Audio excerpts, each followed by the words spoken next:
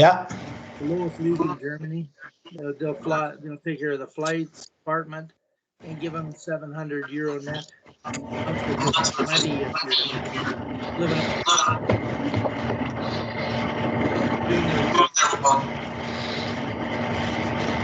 Oh, I lost you there. Can you hear me?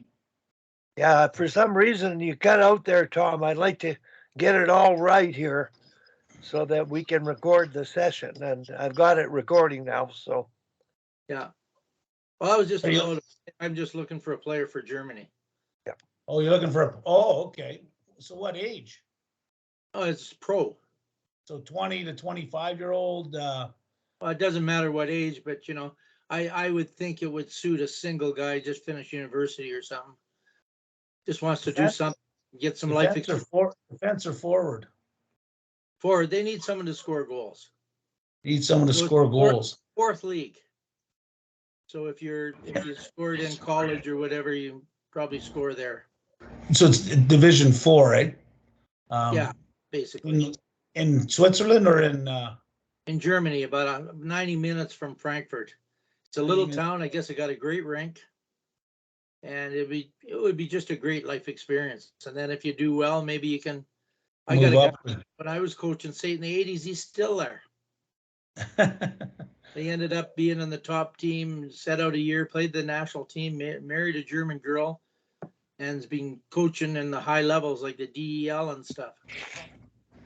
So you need a sniper. And I talk about going back to where Jerry James was anyway, and playing senior and working in the potash mine. So the guys that are graduating from Mount Royal, there's 2 or 3 of them that I think they're moving on in business. But yeah, well, I talked to Bert, and he didn't seem to think he had anybody. He didn't have anybody, eh? Yeah. Is the league too low a level for them? Well, that's not what it's about. It's about life experience and getting your foot in the door, and then somebody knows who you are, and then you can move up. Yeah. Because my nephew Wally is heading to the 4th division in Switzerland. Yeah. And so he's got a bunch of buddies that he played at the University of Conestoga or University of in Wisconsin somewhere.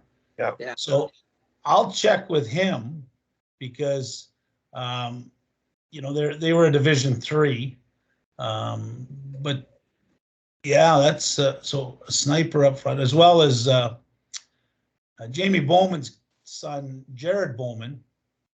He played in the same sort of league and whatnot. So there's got to be some guys that would be interested. That's for sure, Tom. Yeah, well, I tried Brock Ruskowski first, but he because he'd asked me last year, eh? But I mean, now he lives with someone or married or something like that, and it's not enough for 2 people. Yeah, they'd have to have a job or something. Well, I'll make a call and see if there's anybody on the in that. They got to be a good guy. I remember I sent a guy that played junior that skated with us a few times at SAIT. Yeah. And over there and acted like an idiot and getting in fights and wrecked the car they gave him. And who? I can't remember who it was. Probably played for you. Probably. It was probably my research and development project for the year or something, No, he played around Calgary, and he might have played for the Canucks. So, oh, imagine that. But I can't remember who it was. I didn't know him that well, eh? And he's the only guy I didn't know, and I sent him, and he just like a bozo over there. And I didn't. How many years ago was that? Oh, it was 40 years ago. The one I was coaching state. I probably know the guy, Tom. 80s. But they used to call. I sent about 25 guys over there, and he kind of kiboshed the guys that were calling me. Oh, he screwed it up for everybody else, eh? But yeah. So you got to be careful that you send character guys too, for sure. But this guy when I played at Bemidji, we played Lake Superior State, and he played for them. And then when I in that U.S. league, they had a team in Chicago. They played the Chicago Stadium there, and he played for them too. And then he helped Ron Mason coached Michigan or Michigan State or something like that. And he's been in Germany ever since. I was even interested in going to Dubai with him and coaching some team there. Bye, great. I know the pay would be well. I know, I can't stand this heat. I can't imagine being there. So, anyways, I just want to let everybody know, Rick Puttick said he was going to join, and a gentleman named Sean Finn is going to join. And Rick has just joined, I see. Hi, Rick. hi, Rick. Oh, legend. How you doing, Jordan? And Sean Finn is another one who I just Googled his name, and I've talked to him many times, but I don't know what he's doing these days. But he's been through all the minor professional leagues you can imagine. I think played a little bit in Europe. A lot of times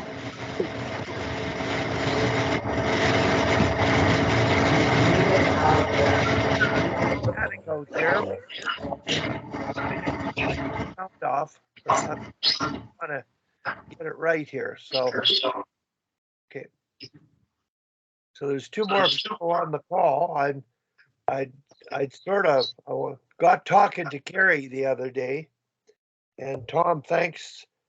I just really enjoyed the meeting last night. There was a lot of coaches there and executive trying to get things started and organized, and there was a lot of discussion that went on. And look forward to working with Girls Hockey Calgary this year and figuring things out just to make it a better experience for everybody. So anyway, the discussion today, Carrie, and I think it came up last night, Tom, the biggest issue, and I have to say, Carrie, bench management is the biggest issue, and you probably have figured out a way to get the best results, making everybody feel a part of the team, because you played everybody with everybody at different times in all situations.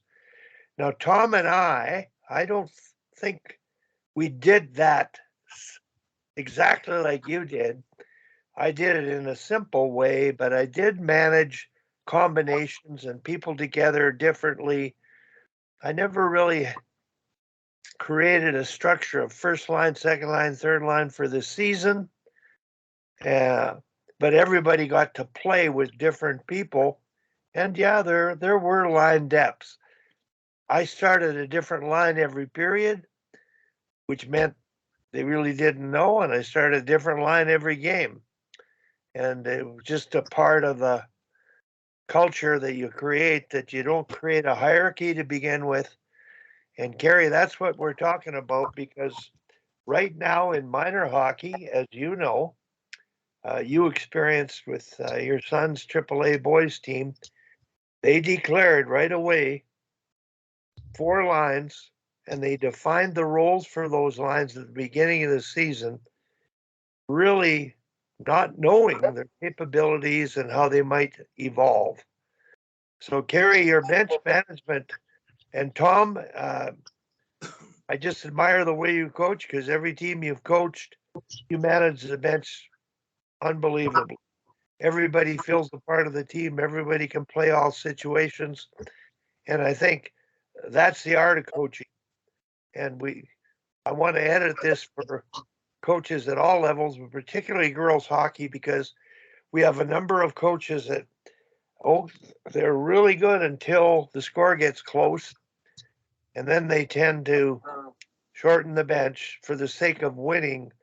And you do that too soon, too often, you won't have a team that's going to be successful. That's my firm belief. So, Carrie, I wonder if you could talk a bit about, the bench management piece over your experience in years and what you ended up doing, winning national championships when you coached. And I wanted to take it from here, because basically I want the listeners, when I edit this, to just get a better understanding of what it takes to motivate players to play at their best. And you and I talked yesterday about the teams that win the Stanley Cup, and last year was a perfect example. They literally rolled 4 lines. So go ahead, Kerry, and I'll let you take it away. And I'm looking forward to everybody else's input. And Jordan may not be on right now, but when he does get on, he totally believes in the He's here. So Jordan,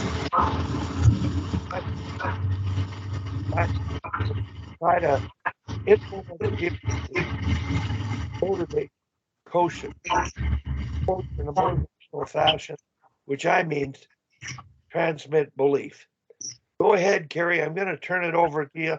For everybody that's here, I sent out Kerry's PDF of, and I figured it out last night, Kerry. I think I've got a handle on how that works.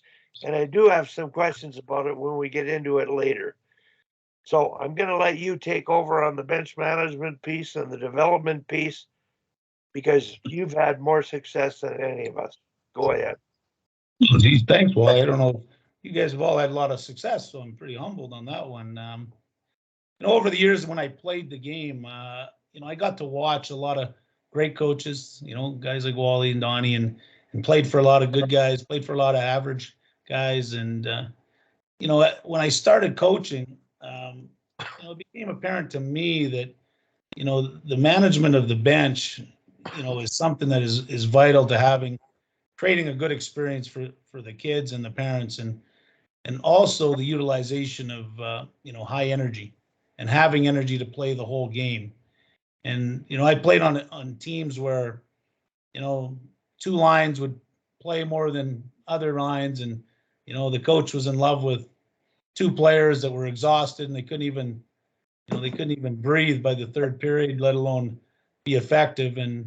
But because they were the so-called stars or whatever, they took over the team. And, in the end, we would lose because, the bench management wasn't, in my opinion, done properly. So if I go back in history, it was quite the norm 30 years ago where, there was 2-line hockey clubs and, and 2 lines would sit and, 3 or 4 D would sit and it was the norm in junior hockey.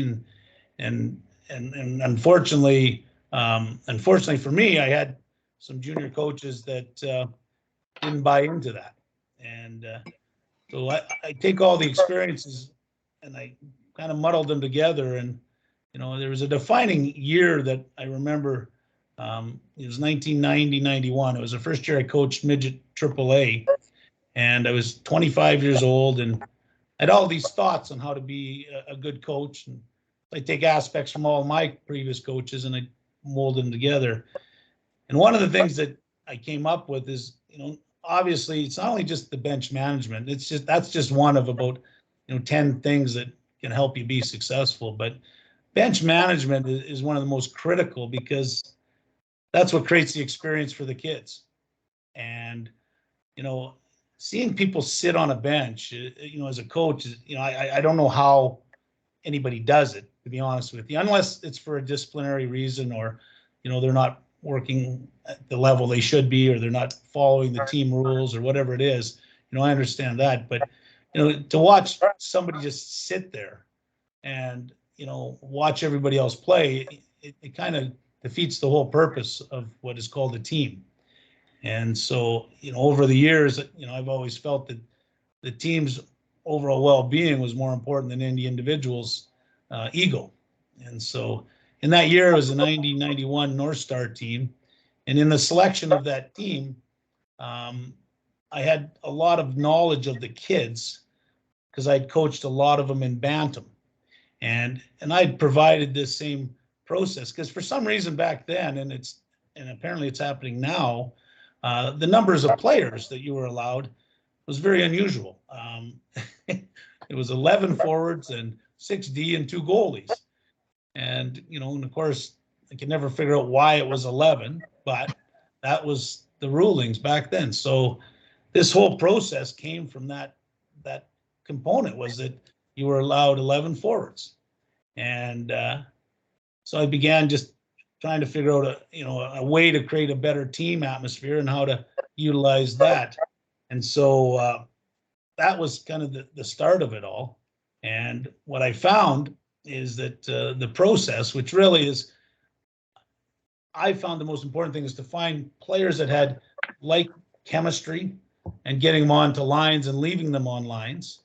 So with 11 forwards, you're minus one player.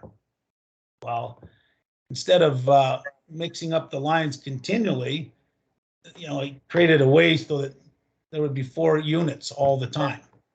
And that to mix the players up continually wasn't productive, but in different ways you could actually get some of your, I guess, more skilled players playing with your foot soldiers, your heart energy players, and it became productive if you could get them still playing with their own lines, but also moving in together. So, that year, which ironically, we did win the national championship that year, right from the start, we were playing up against teams that were 2-line hockey teams. And most of the quadrant teams were 2-line hockey teams. But we were a 4-line hockey team, minus one. And I think, in the end, the ability and the flexibility in what we created a better team atmosphere. And we had, and the most important thing with 4 lines is high energy for 60 minutes. And the process deals with, basically 3 lines of 3 and 1 line of 2. And in the first period, you take your top line or your whatever line you want, and they'll double shift all 3 players. The important part is, as long as the whole group, all the team get the double shift kind of equally, they feel a part of it. But it's also a way to make sure that your energy for all throughout the whole game is there. So in the first period, I'd always take, whichever line, and I would double shift all 3 players into the, I guess I call it the 3rd line slot. And so instead of just rotating the center iceman, which meant they would be, with different wingers all the time, I would double shift that first line in the first period. So what that would mean is that, it'd be an extra 5 shifts probably per kid in that first period. So then in the second period, we would take and switch the first line or the second group, put it on the top level, and they would double shift for the whole second period. And then the real key was, in the third period, is taking that third group and getting them to double shift. And, and ultimately the distribution of ice would create so everybody could have more energy. Now, the most important part about it all is that you have to teach everybody how to be solid players in their own end and create a curriculum that everybody gets taught all the same things so that they can all participate together. And so the energy, and we're always known, like, I guess the teams that I coach, as being high energy for 60 minutes, disciplined, which is vital to the success of any team. And then you throw in the bench manage, where I found that if you gave all the kids the same opportunity and leave it in their hands as to how much ice they earn or things that go on, it just became more effective in building the team. But it also gave you a huge flexibility. And what I found is that sometimes you do come across the players that have, I guess, more scoring stats and more, higher end players. As long as they can get the same amount of points, I found, in the season as they would if they were double shifted, they were happy. And the best way to do that is to make them more efficient in less amount of time. So I found that, say your first offensive line that double shifted in the first, hopefully you'd get a lead with your team. And then in the third, when you're playing up against 2-line teams, they would have more energy and they would score more in the third period in less amount of time against tired teams. And that's kind of the art of, how we won those national championships was, we came up against, some great teams that year. The second best team in the country was the Buffaloes. And, they were really well coached, except I thought they used too few players. And in the end, when we beat them in the series, it was because we had more energy and more discipline and a better team. They had more talent.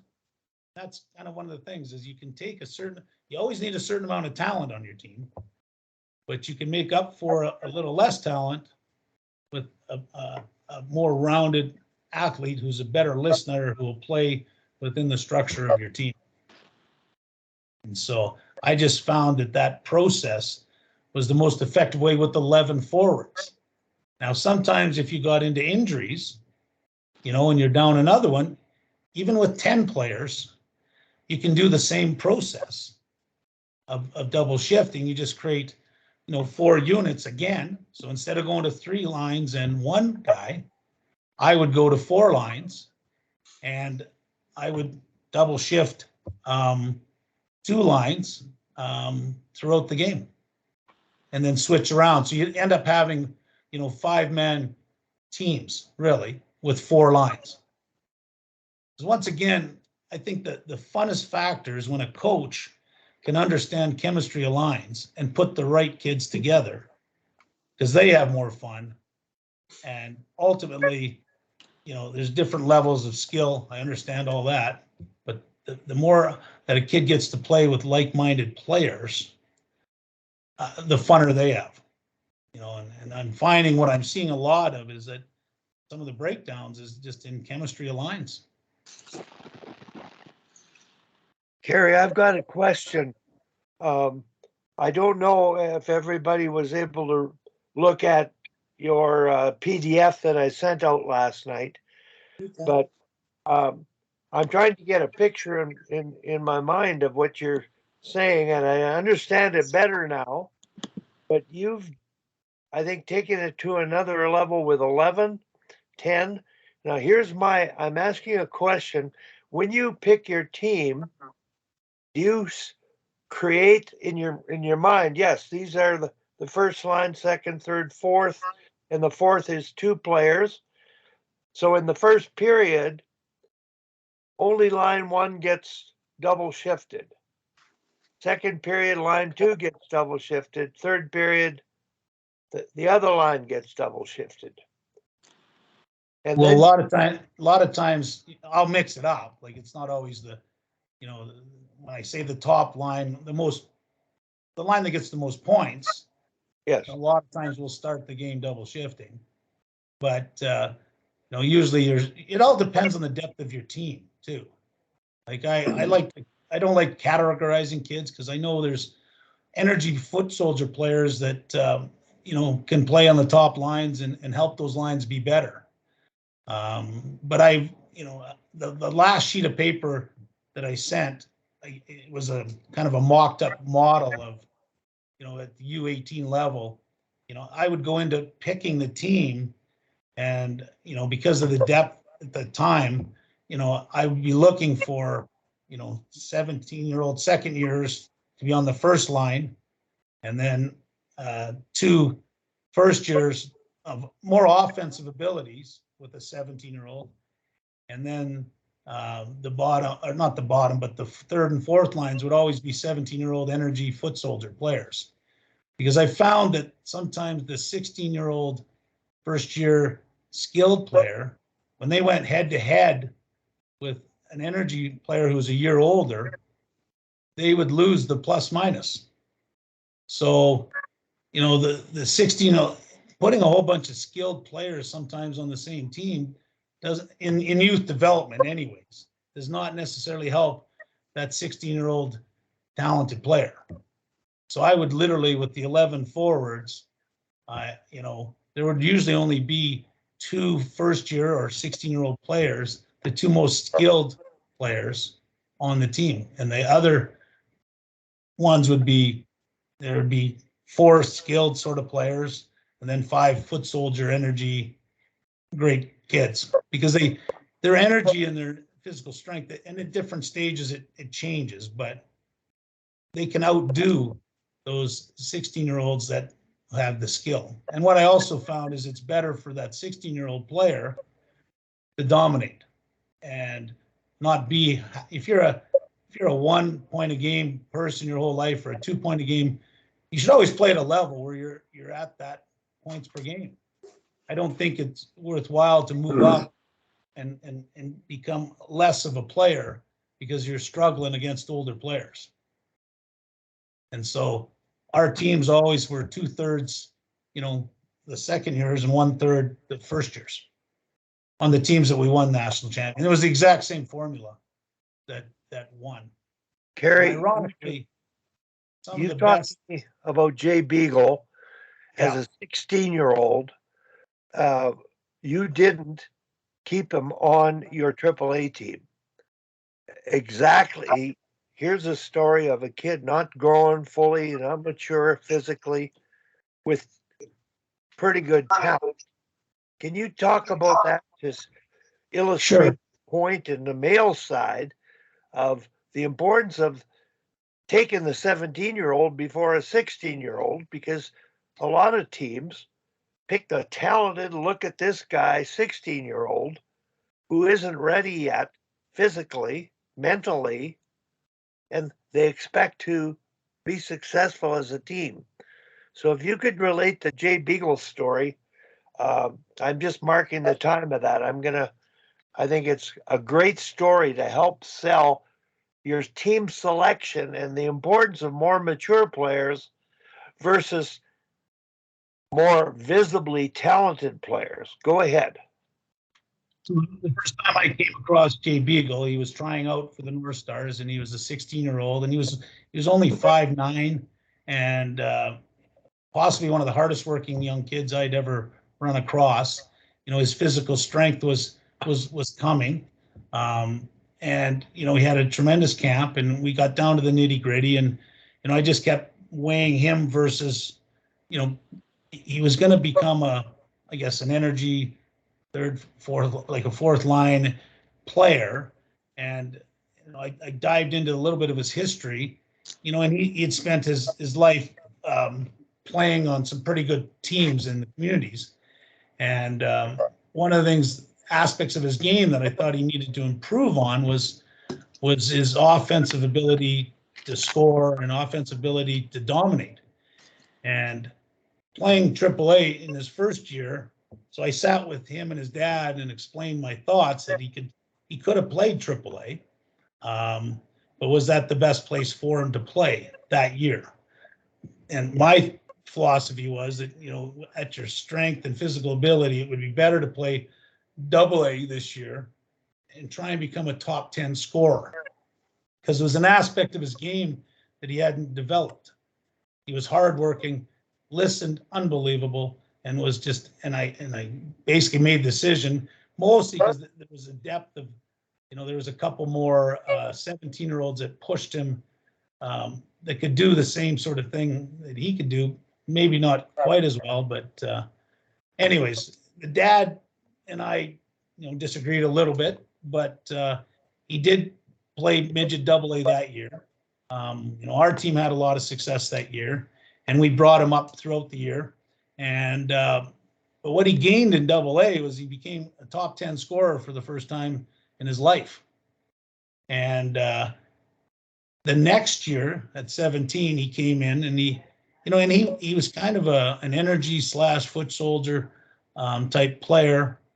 He had grown a little bit, but he still was only 5'10", roughly. But his work ethic was just unconscious, and his physical strength had grown. So he became our number 1 center in 2003.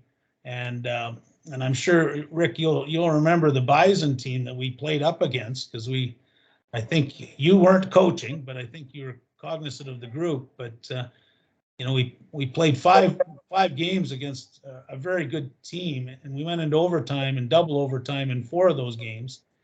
And we went on to win the national championship. And Jay was probably he became a point a game guy.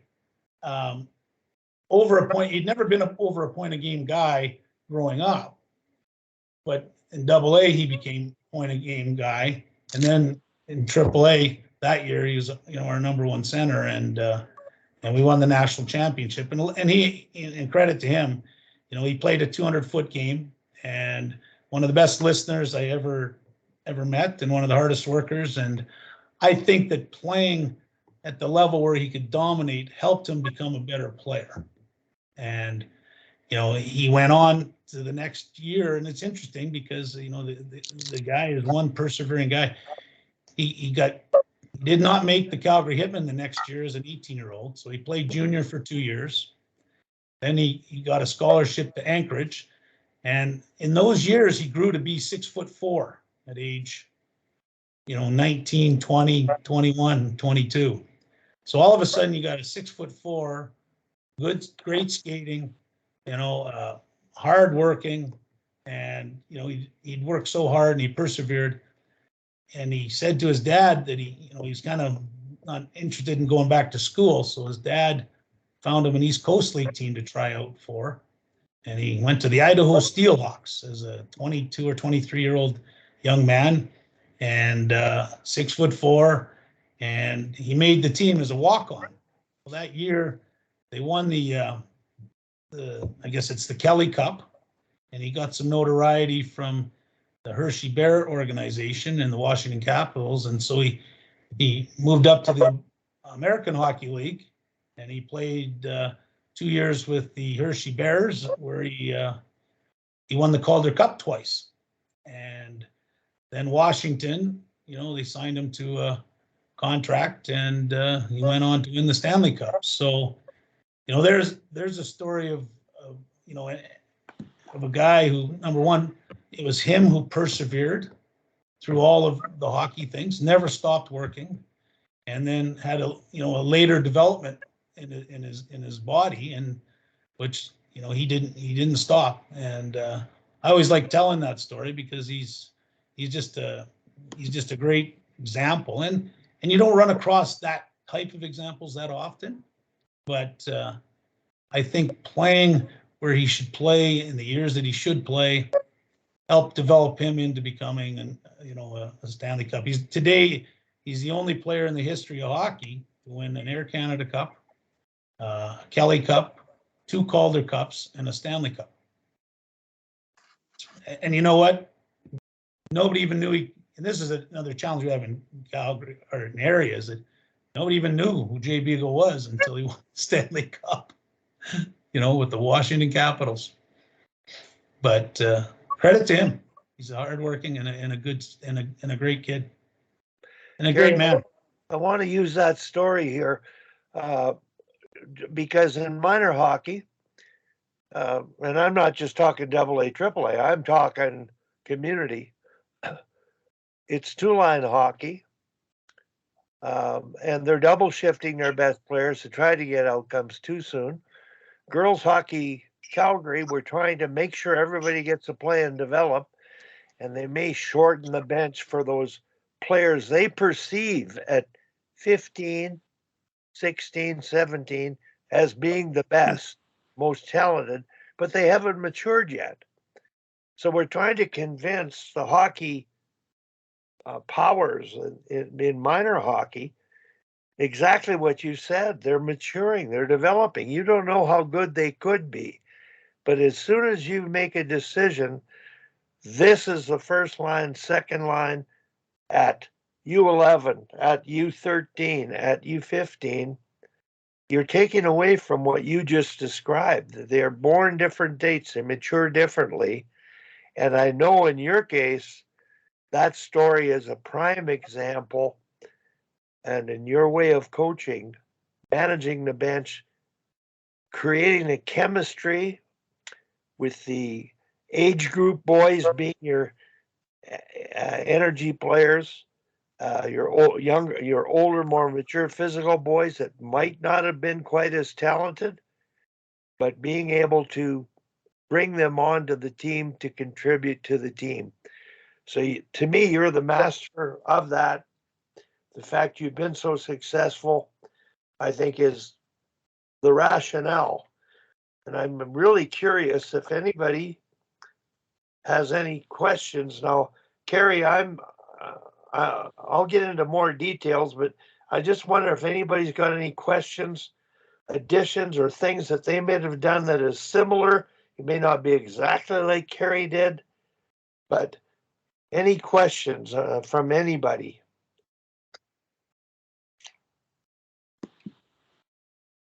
Tim, go ahead. Yeah, good to see you, Brock. Hey. And good listening. I was curious, Wally and I talked briefly yesterday. I was curious. Oh, I lost you there. Yeah, we got some interference from some. Are you okay now?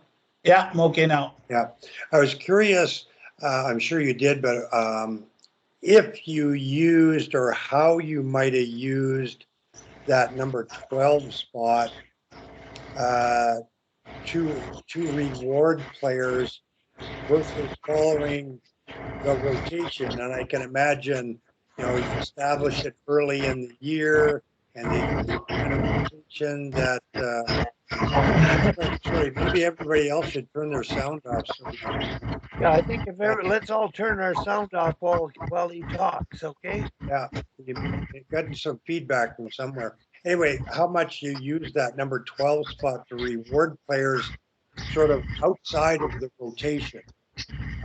And or, because we had very interesting conversation with Carla McLeod when she was on about a year ago, where he would religiously use all players, all situations, all year pretty much, but then had a team meeting and basically got permission of the players to really in the last half of a game going into the playoffs or in the third period, that was sort of designated sort of coach's time where she might shorten the bench a little bit to get not necessarily the point producing best players, but players who are playing the best in a given moment or a given game to reward them a bit more and maybe exercise, even some of the best players who were performing well or were, really confident. So I'm just curious how much you might have used that number 12 spot to do that kind of thing and how you managed it. Oh, definitely. I think, the 12 spot, one of the keys to the 12 spot is that I think it engages everybody to want to work harder so that they can get more ice time. And, I've always been a firm believer of earned ice time, and you get that in stone with your group right off the bat. And when they get that opportunity, if they're going as hard as they can,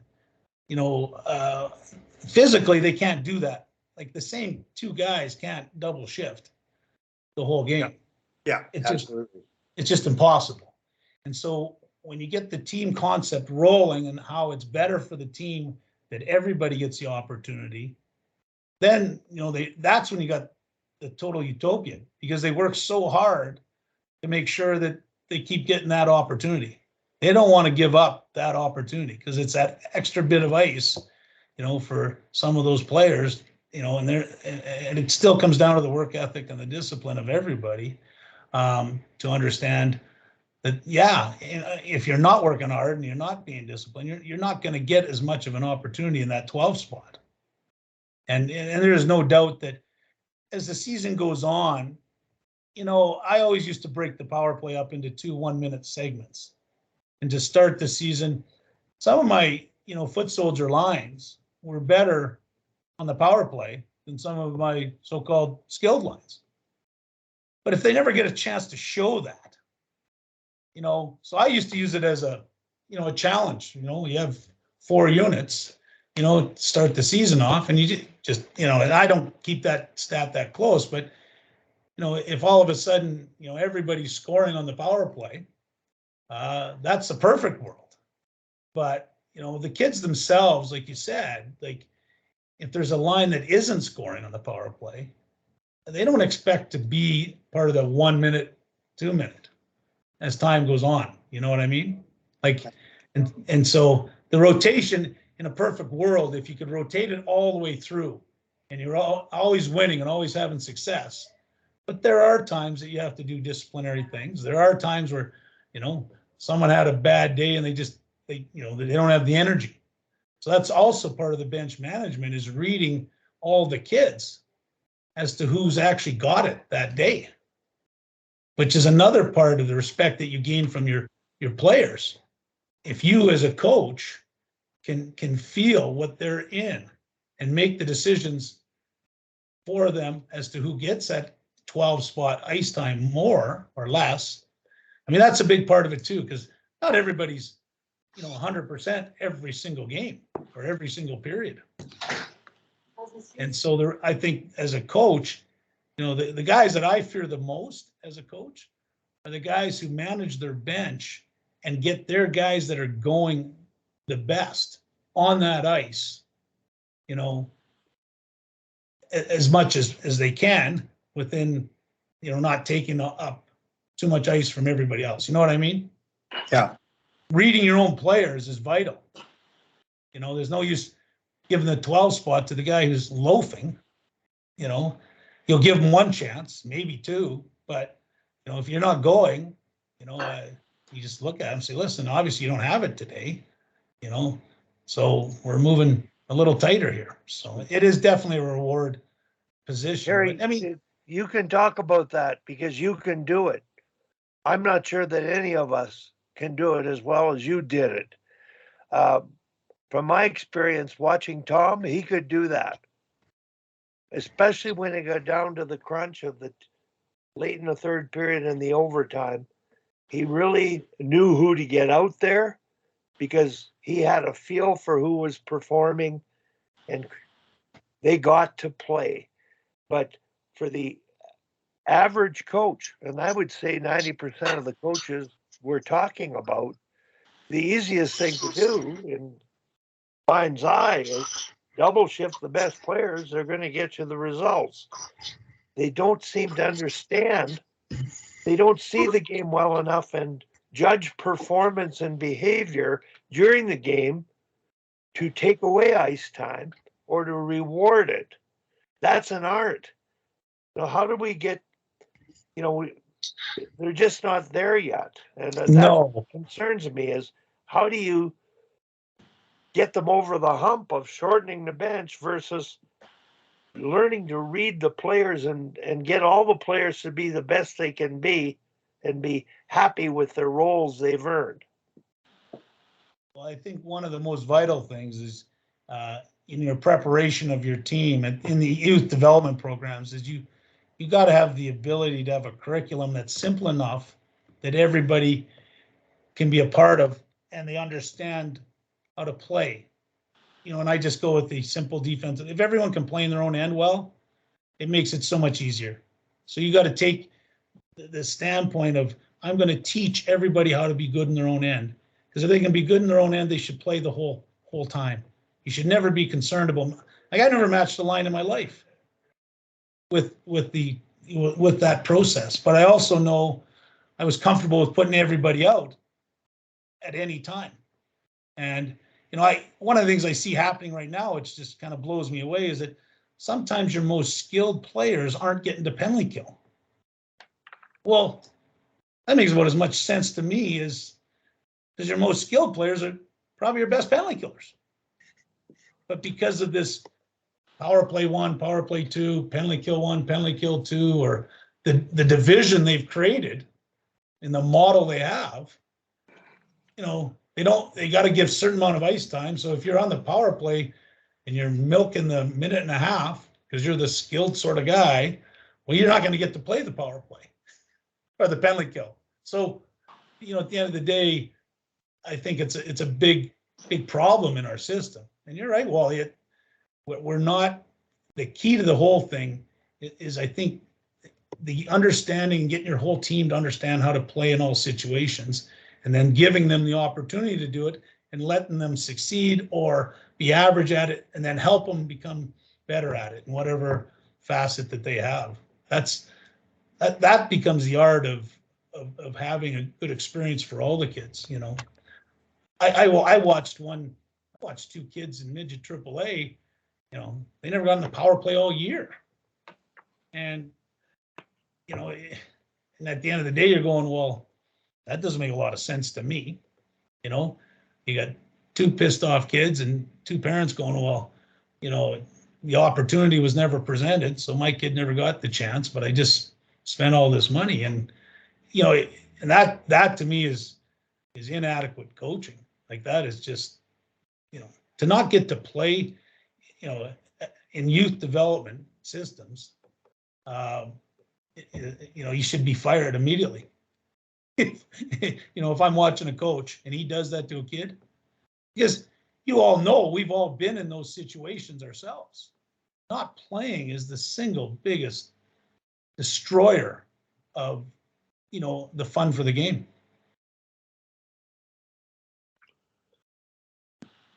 Yeah, I was just a good time for me to just interject. I was going to before, and really, obviously, not so much for Brack, but for a lot of coaches listening out there. Put your speaker off. The dog's barking.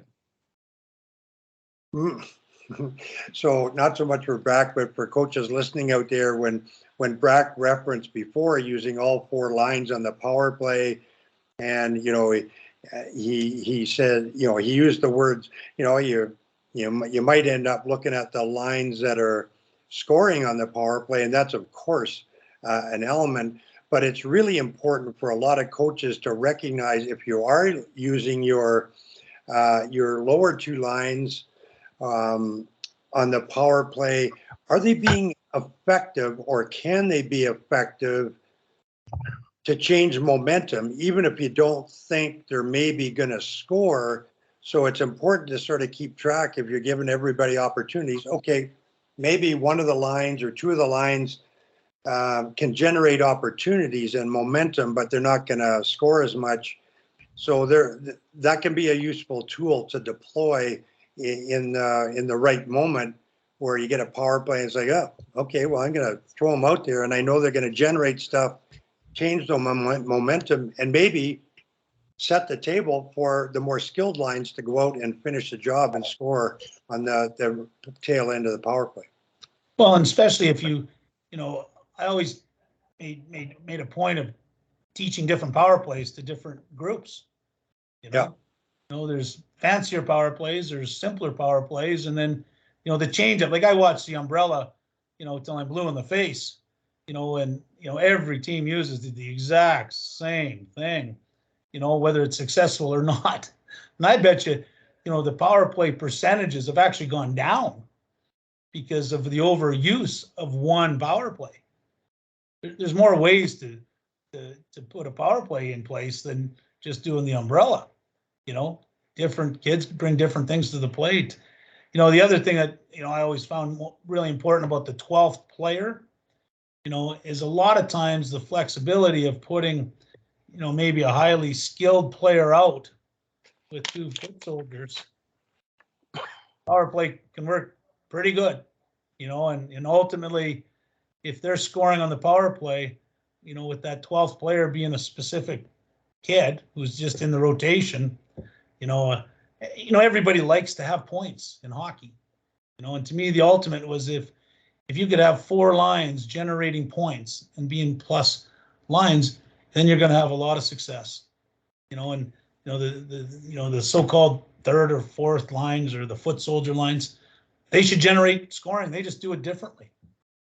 You know, Kerry, I'd like to speak to that, because Bob Murdoch, when he coached the Winnipeg Jets, his first year, coach of the year that year, all 4 lines played the power play. He felt they had to play the way they were capable of playing. And one of the things that I teach all power plays, whether you're the most skilled,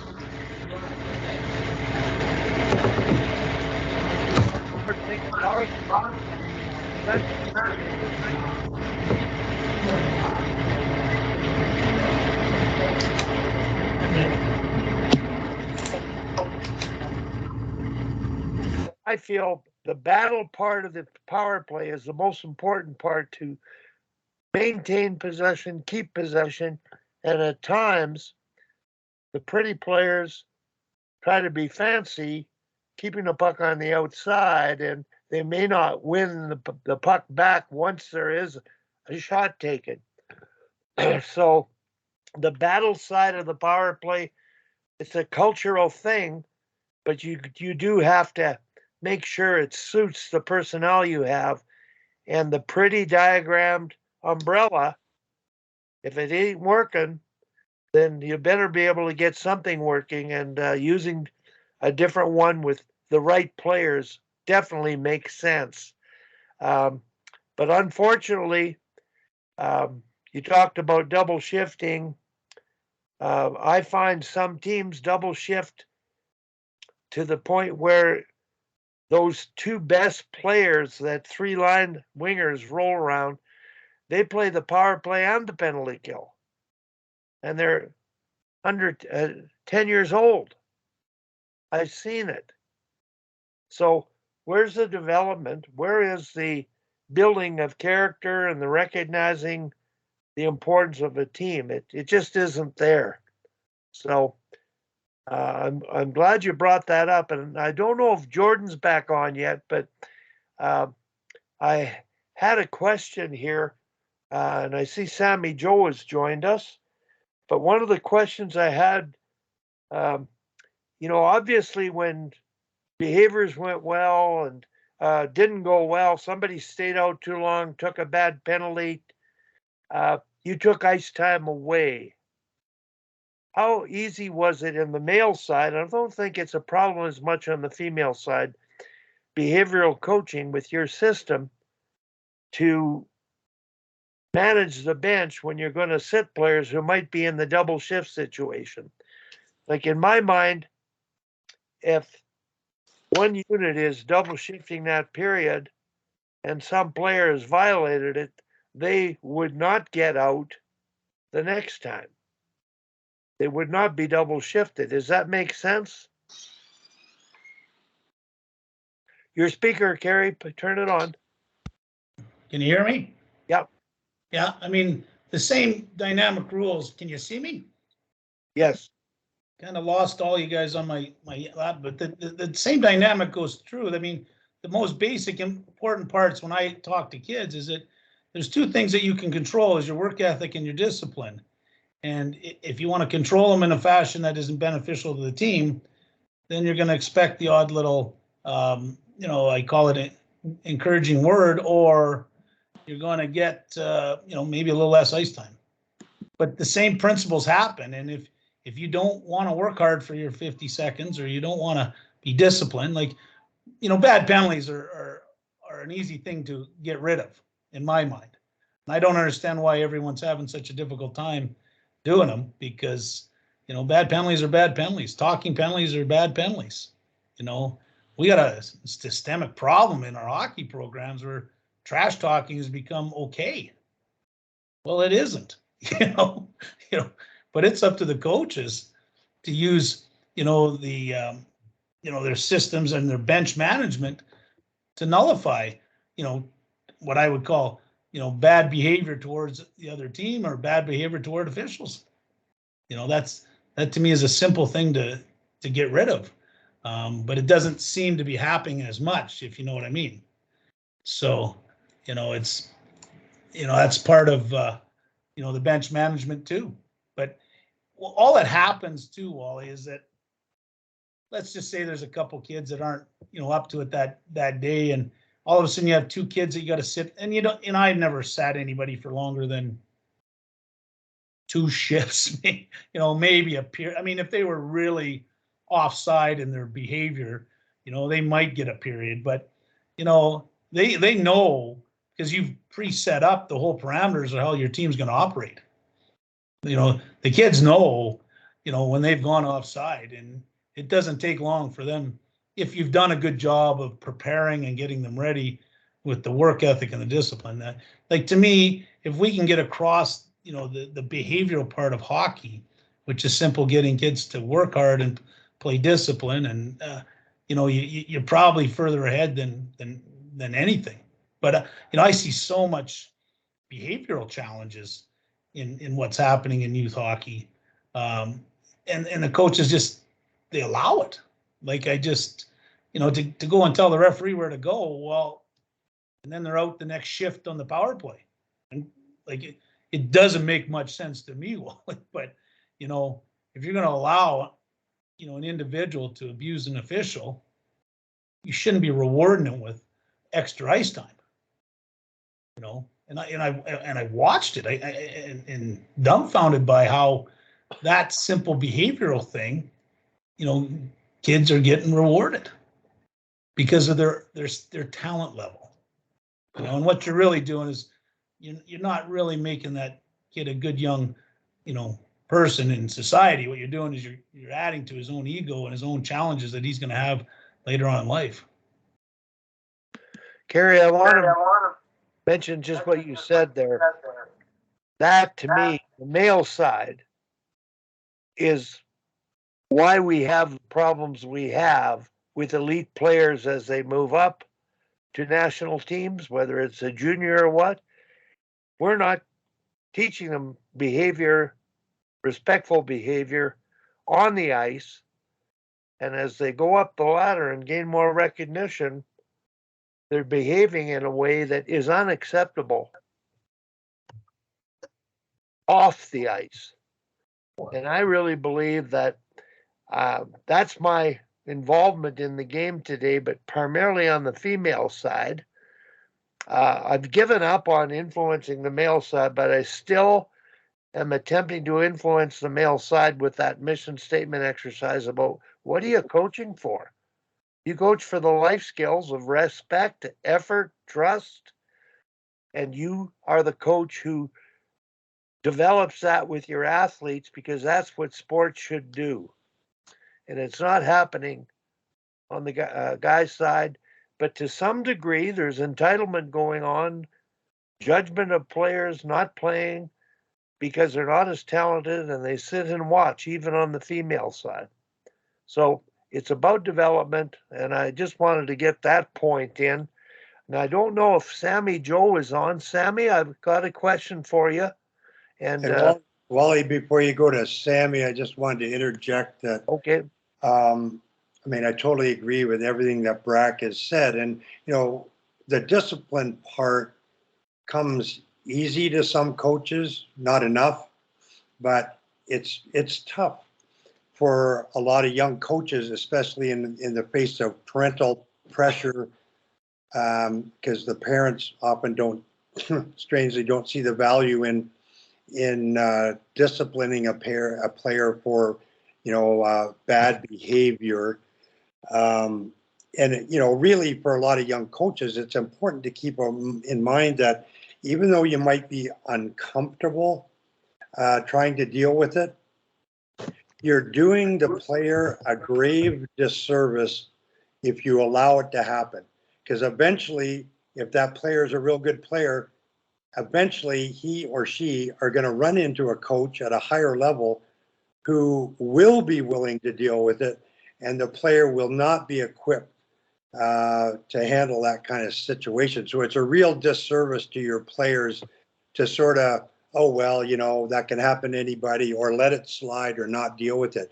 It's really, really important to help them develop that skill.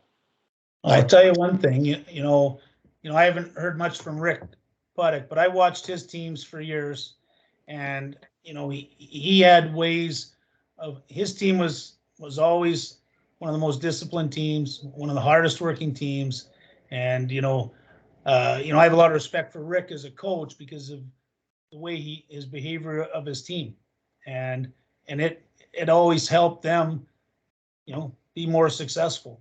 And so, Rick, kudos to you, because you were one of the guys who I noticed over the years that what we're talking about, and we always sometimes are talking to the choir here, but Rick, his teams were spectacular in both fields. And credit to Rick. I'd like to hear some of Rick's views on it, because he's gotten to watch an awful lot of it over the years, and he's only been retired from coaching from a few years, but his processes and how he would achieve what he did, he did a great job all the time. Rick, can you comment? Rick is going to be coaching this year. He's taking a full-time job. Oh, perfect. In a junior league in Alberta. Rick, are you on? Yeah, right here, Wally. Go ahead, Rick. Well, thank you, Kerry. Appreciate the thoughts. I agree 100% with what Tim said. If you don't give your players at a young age the right direction, you just allow them to perpetuate the bad habit that they are forming. And when someone does challenge them, as Tim suggested, it can be a terminal challenge, because if they don't correct themselves, which becomes extremely difficult at that stage of the game, they're gone. Somebody else will replace them, and that's a price that's too high to pay, if in particular when it could have been and it goes to coaches, as was stated, just not having the, I'll use the wherewithal term again, Wally, the wherewithal to push back in those situations, despite parental pressures, despite organizational pressures, because of the stature of a given player as a talent. In my environment, I set a discipline criteria right from the get-go before we ever hit the ice with both parents and players. And quite frankly, I knew someone would push back just to see how genuine the concerns would be. And I actually hoped it would be one of the profile players. Because if you're going to deal with it with them, then everybody else knows you mean business. To pick on your 18th and 19th guy on your roster isn't going to make any difference. If he deserves it, he's going to get the discipline. But the lesson isn't delivered up line. The lesson has to be delivered down line, and it's surprising how often it played out that way, which really contributed to getting it established and that becoming a factor that Kerry graciously alluded to the success that the teams had. Control the things you can. You'll be better in position to control the things and all the variables that go into playing the game inside the boards. No, a lot of times you hope, like Rick just said, and here's a simple rule I have on every team I've ever coached, is that, and you gotta spend time with the parents, educating them before the season begins. Tell them what is going to happen before it happens, so they're not alarmed. That's, the parental part has become a major issue, because but if you communicate and in your meetings before, you're very, I guess, stringent, and you say, listen, and I'll give you a good example. Like the one I always used is that, anybody who takes a 10-minute misconduct will be asked to leave the bench as soon as their 10-minute is up. And you let the parents know, and you let the kids know, and there's always someone who's going to test you. So the first one, as a coach, and you should only have one 10-minute misconduct a year, in my mind, because the minute that best player takes his 10, because he's been doing it his whole life, and you send him to the dressing room, not only does it gain respect from the 19 other kids on that, but it's 38 parents who have finally said, finally, somebody has stood up to that type of crap. And, that is the beginning of, when you have a team and a parent group that will support you versus, being on the other side. And throughout the year, there's different things, but I'll tell you what, that simple rule implemented across the board would save hockey, I don't know how many hours and hours of being in meetings over silly trash talking of referees. The first 10-minute misconduct, you go to the dressing room, and when you do it to a kid, people say, well, you can't do that to a kid. Well, he knows the rules. Parents know the rules. He'll be the first one to admit he was wrong because he broke the rules. And I found that to be a very effective way to get the message across, like Rick just said, and you got to be consistent. So if it's your leading scorer, that's the best, or because when it's him and you're prepared to send him to the dressing room, regardless of the score or whatever it is, because he broke the rules, I think that's when you've made an impact, not only in your team, your parents, your organization, but also that kid. That kid needs to know he's more important on the ice than taking a 10-minute misconduct. And that's the bottom line in all of it, is you don't need to be in the penalty box. Your team needs you on the ice. That's the important message through all of it. Devil's advocate. It's common sense to the choir here. Devil's advocate, Brack. But Kerry, the referee was so bad. Like, I didn't deserve that. I didn't say that. I didn't do that. How many of us have heard that before? Put it this way. If you got time to talk to the referee or the other team, you're not working hard enough in my mind. So you should be breathing heavy, not talking heavy. That's how I respond to that. And you got the time to talk to the official or the other team, you're not working hard enough. Let's work on your work ethic.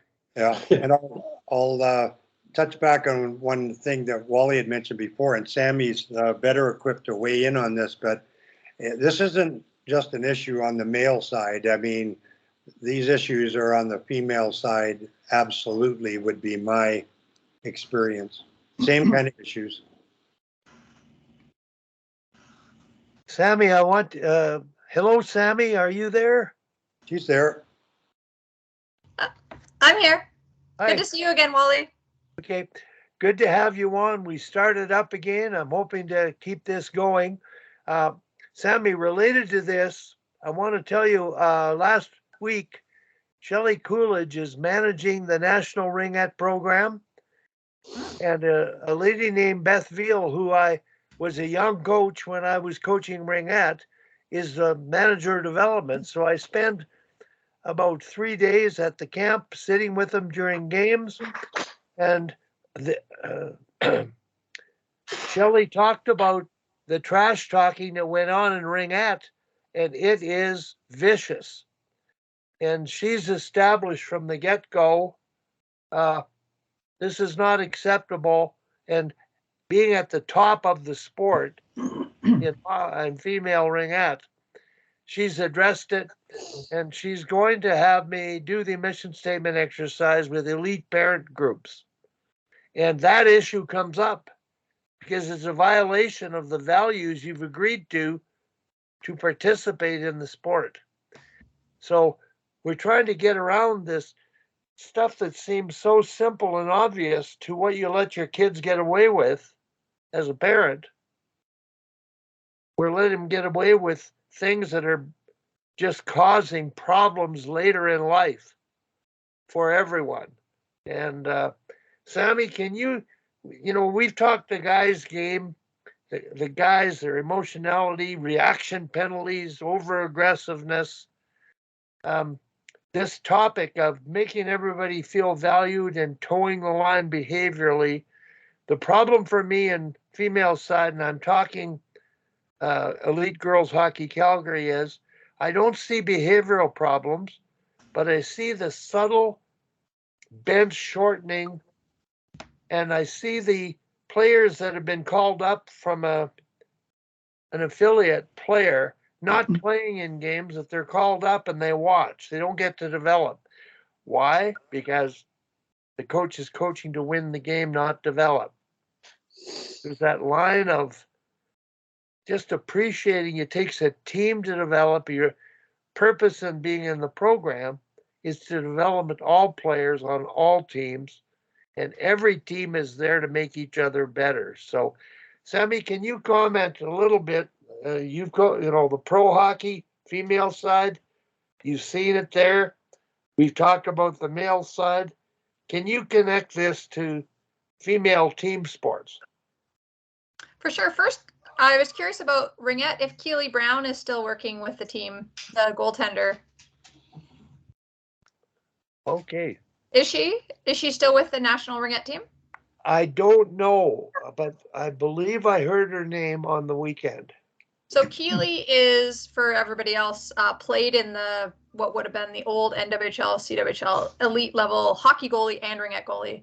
was the ringette goalie for a long time on the national team, but she developed special goaltending gloves that are sold all across the world now, and you'll see on the back they're called the Keeley.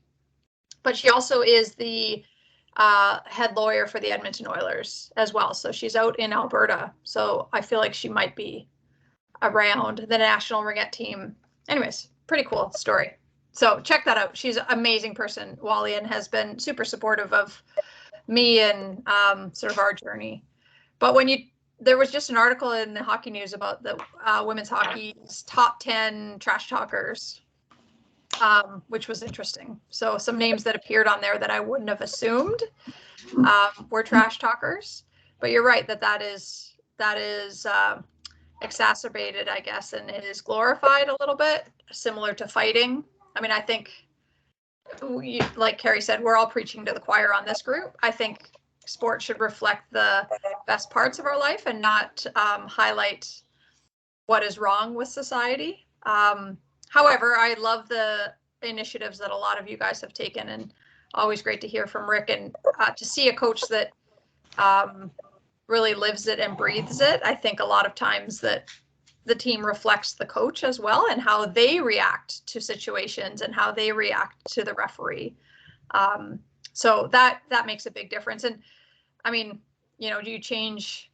Bernice Carnegie said this on our team, that you can't change the world, but you can change one person in the world at a time. And that's really all it takes, right? And that's all we can do as coaches. And you're going to run up against a lot of tough parents that, aren't going to want to hear what you have to say. But there's going to be some that are going to thank you for the rest of their lives because you've made that one difference with that one person. So I know everybody on this call is of this relative same mindset. So you guys are already doing all of this. But yes, Wally, it exists in women's hockey. Yes, it exists at the highest levels. But, it's dependent on the team, and it's dependent on the coach. And you can, some players play with that extra edge and are just feel like that's what they need to get under other people's skins. But even in my time with the national team, there was disciplinary hearings that happened that were required because of stuff that was said on the ice to each other amongst national team players. So it certainly does happen at every level. And yeah, I think you guys are more adept at addressing all of this than, I could ever hope to be, because you guys have dealt with so many more players. So I'm fascinated to hear all the different ways that you guys have dealt with this. And it's just a great learning tool, I think, for prospective coaches.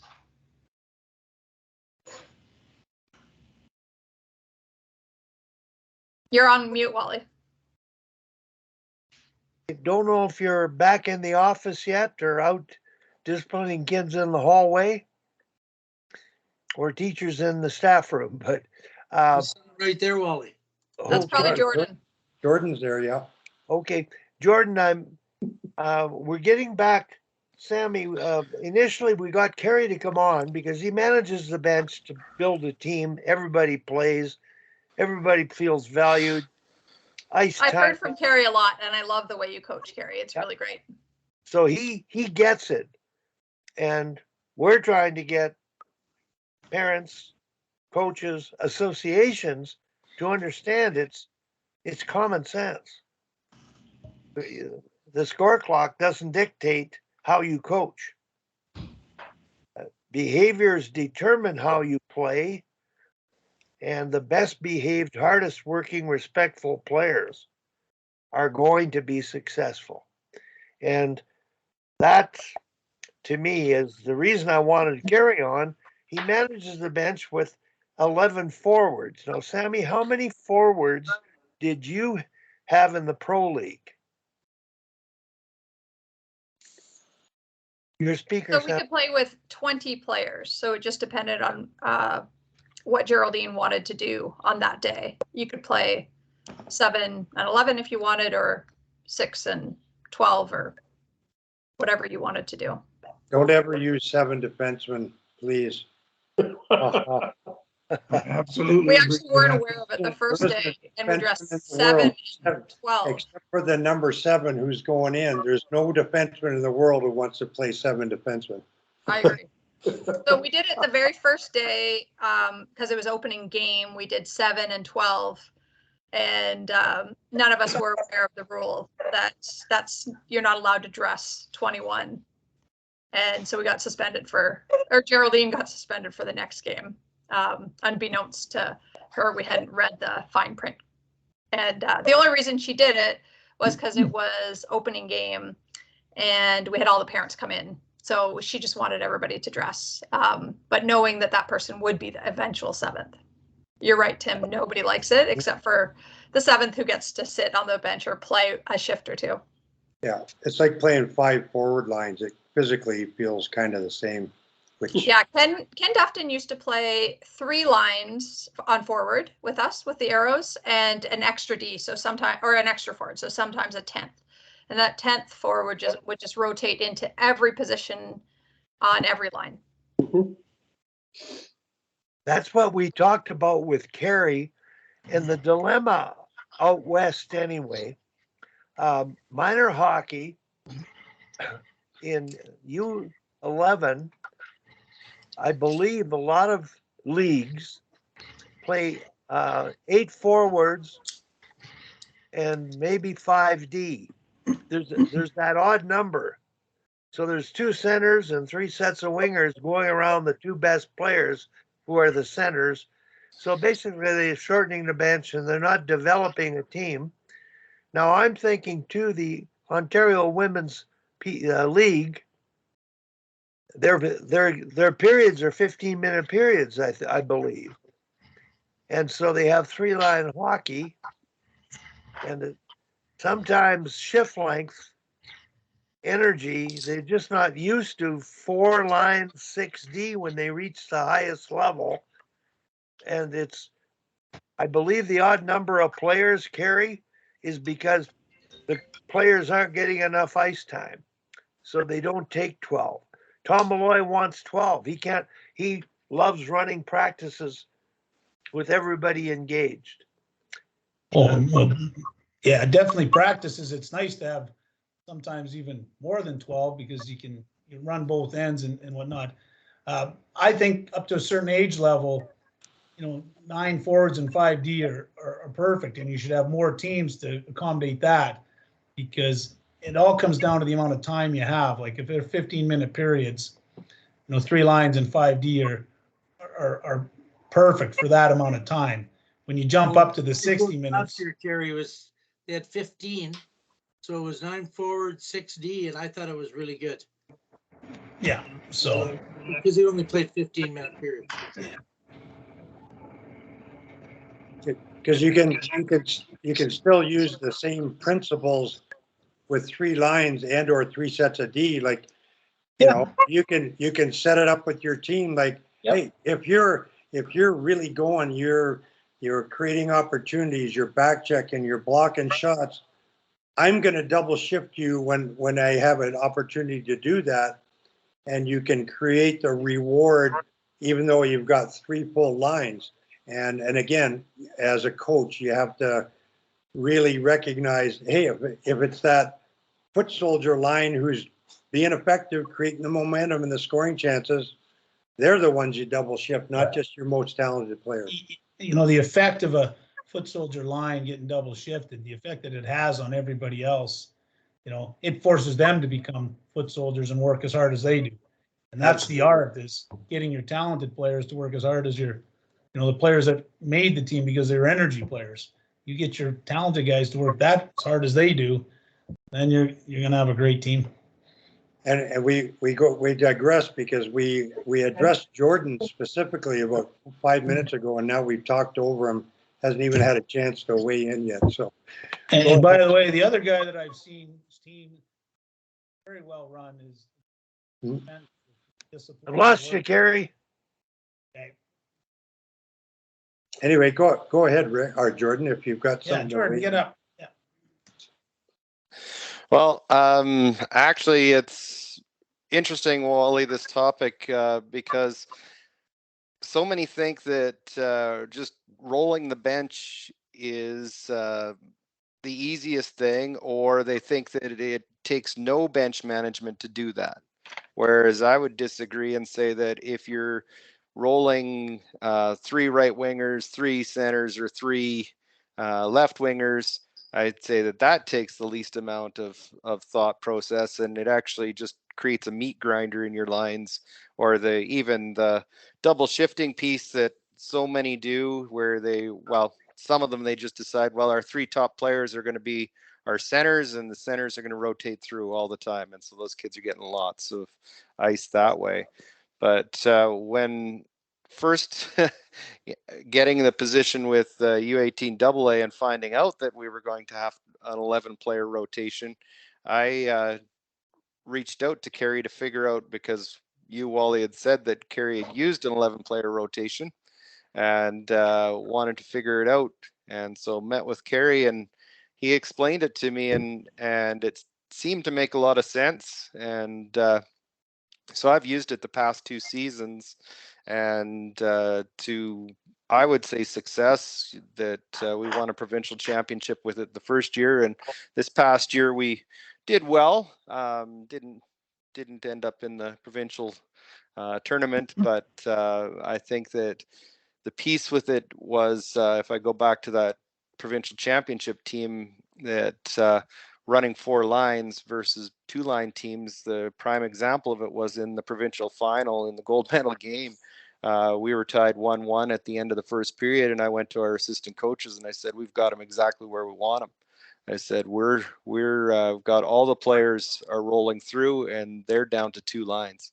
And so their players were gassed, and we just took over the game. So that was that one. But where the challenge comes in, and for a lot of people, why they become resistant to trying this is the idea of the pairing, and that don't get a double shift. All the other kids do, but the one pairing don't necessarily get a double shift.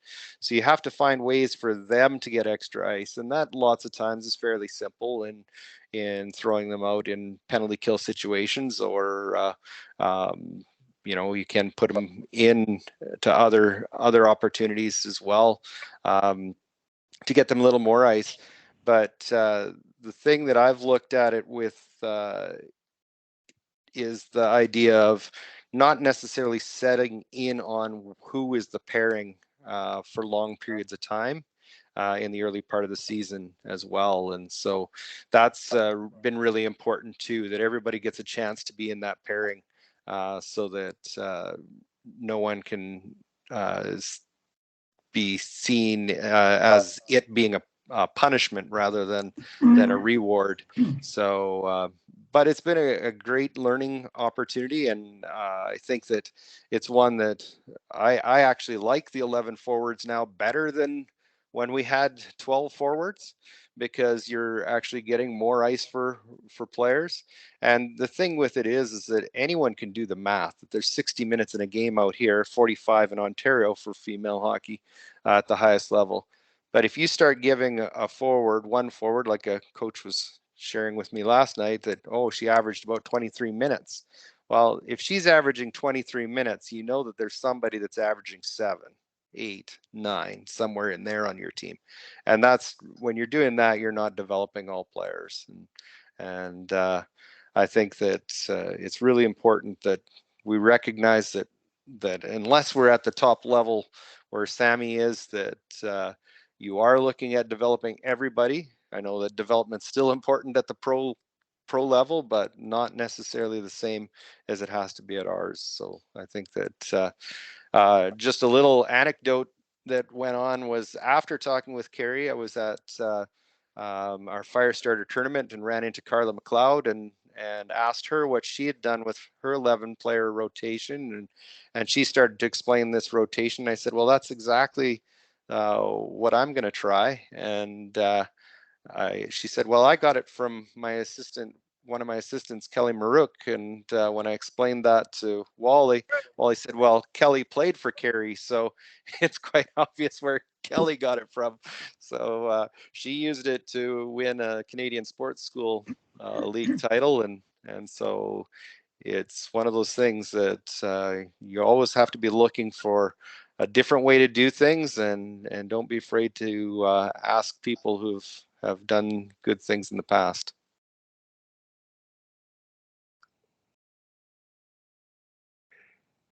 I'm sort of wearing the. Tim, you're on mute. Am I on mute? No, I am sorry. I started to speak, Wally. Sorry. Go ahead. Just so it doesn't get missed, because it's so important. Carrie just mentioned that, if you've got line A, B, C, and 2 extra players, it's really important to make sure that those 2 extra players are not the same players every game. Change your forward line units so that, some game, maybe your 2 most skilled people are forwards 10 and 11. And, it's a really good experimental situation where if they're forwards 10 and 11, you're going to mix different players in with those 2 best players, and you might find a secret formula that really kind of works that you never would have considered. So it's really important that those players change. Or, a lot of teams play 2 games on a weekend. So again, same idea. Play game 1. If you want to do it this way, line A and line B are going to rotate into the 12 hole. Game 2, you change your lines so that there's 2 different players, and then lines C and lines D are going to rotate into the 12 hole. And so you do that for 2 periods, and the 3rd period is a coaching period where it's a pure reward the best, hardest working, most disciplined players. You get to choose in the 3rd period who is rotated into that 12 hole. So you're just using 2 lines each game instead of all 3 lines. So there's lots of ways to do it. Well, the thing with that I found with using it, probably the most important piece with it is the chemistry piece. And I think that you sometimes forget how important that chemistry is for playing with people that are think the game similarly or are complementary to one another in their play. And I think that this system allows you to create that chemistry or honor that chemistry rather than always having somebody different in your line grouping all the time. So it allows 3 of the groupings to stay the same all the way through the game. And those pairings, sometimes those are really good versatile players that really can play with anybody, is where I've settled in on it at times. And I know that Kerry was talking about power play penalty kill and playing in all situations. Well, I was 2 years ago looking at stats at Christmas time. One of my assistant coaches brought up the stats on power play while we're riding down on the bus to the next game, and she said, "Did you realize that our power play is clipping along at almost 40%?" And I said, "Nope, but I thought we were scoring okay on it." And she said, "Yeah," she said, "we're almost 40%." And I said, "Well, that's because our system is so structured." And she goes, "What, you mean support the puck, get the puck to the net, and get any people and players to the net?" And she said, I said, "Yeah." And I said, "Well, it's our units." And she goes, "Yeah, next line up gets to play power play." I said, "Exactly." I said, "Everybody's getting the opportunity, and they're playing with the idea of structure, not a system, that they're understanding how they have to support the puck, when to get the puck to the net, and when to get to the net with the puck." So it was all those things. When you can honor development through coaching everybody and making sure that everybody develops and plays, I think that that's a win, whether you end up with a gold medal at the end of it or not. I, of course, lean back to my education career, and I know what I would say to a teacher if they were only calling on the students that are excelling in the class versus the ones that maybe are working their way through things harder. And we wouldn't allow that in a classroom. So why do we allow that in sport, in youth sport especially, that we're not working on developing everybody? I just wanted to interject again that even in, when we're talking about power play situation, like there's lots of easy ways and simple ways to, again, reward performance, execution, effort. And, you know, you can go into a game saying, oh, you know what? Go into every game saying, first 2 periods, next line up on the power play. When it gets to the 3rd period, who's doing the best job in the power play? Who are creating the opportunities? Those 2 lines are going to be our power play unit in the 3rd period, you know, of each game. So there's lots of ways to encourage, you know, growth and development in all areas, including, you know, the concept of earning your ice time and earning your extra ice time, I guess. I got a question for Carrie and Jordan. The chemistry piece means same people playing together more often than not. How early do you create that? And I know you don't like using first, second, third, fourth, but A, B, C, D, whatever. How do you how early are you able to identify the chemistry of the groups that are going to rotate through your system to put lines together to begin with? Carrie or Jordan? Well, you know, first of all, I guess if you've done your homework and when they start to come together, I do it as soon as possible, and I do it because you know, a lot of times you can even ask the kids, who do you like to play with, and you'll get a variety of different options. But I'll tell you, for the most part, they know who they want to play with, you know, and you know the chemistry of lines is the art of having fun. And I think this whole thing's supposed to have some fun. And at the end of the day, the sooner you can get it down, doesn't mean they stay that way all the way through the season, because you know there's different times, different things happen. But to me, you know, the art of putting chemistry lines together, or creating, you know, a structured so that everyone can create chemistry with the team, the better, sooner the better. The one point I was going to make about the power play, just before I forget, I was over in Russia watching Siska play, a kid that I had coached named Matt Robinson. And one of the most interesting things I watched is that they had 3 different power play units doing 3 different things. And it was enjoyable to watch because they would throw out different lines to do different things. And they become specialists in those types of power plays. But you know, there's so many different ways to put power plays together and whatnot. So, but getting back to the chemistry of the lines, to me, if you don't have chemistry with kids, you gotta help them create chemistry by the structure, how you, even an offensive attack and that sort of thing. But to me, the sooner you can do it, the better. The sooner you can read and figure out, you know, who's going to play better together, the easier it becomes. The one thing with having that 12th, or that not having that 12th forward, is that, you know, your curriculum or your structure of play, sometimes that skilled player will actually help, you know, some of your foot soldier energy players become more effective. That's another big part of, you know, I like odd numbers on teams now, but just depends on what the organizations tell you got to have too. So, but to me, the sooner the better.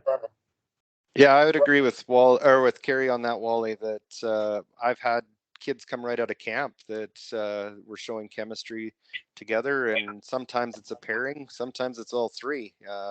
2 years ago, it was a group of 3 that came right out of camp scoring like everything, and just loving to play with each other. And they were interchangeable parts on that grouping, that they were on whatever side whenever.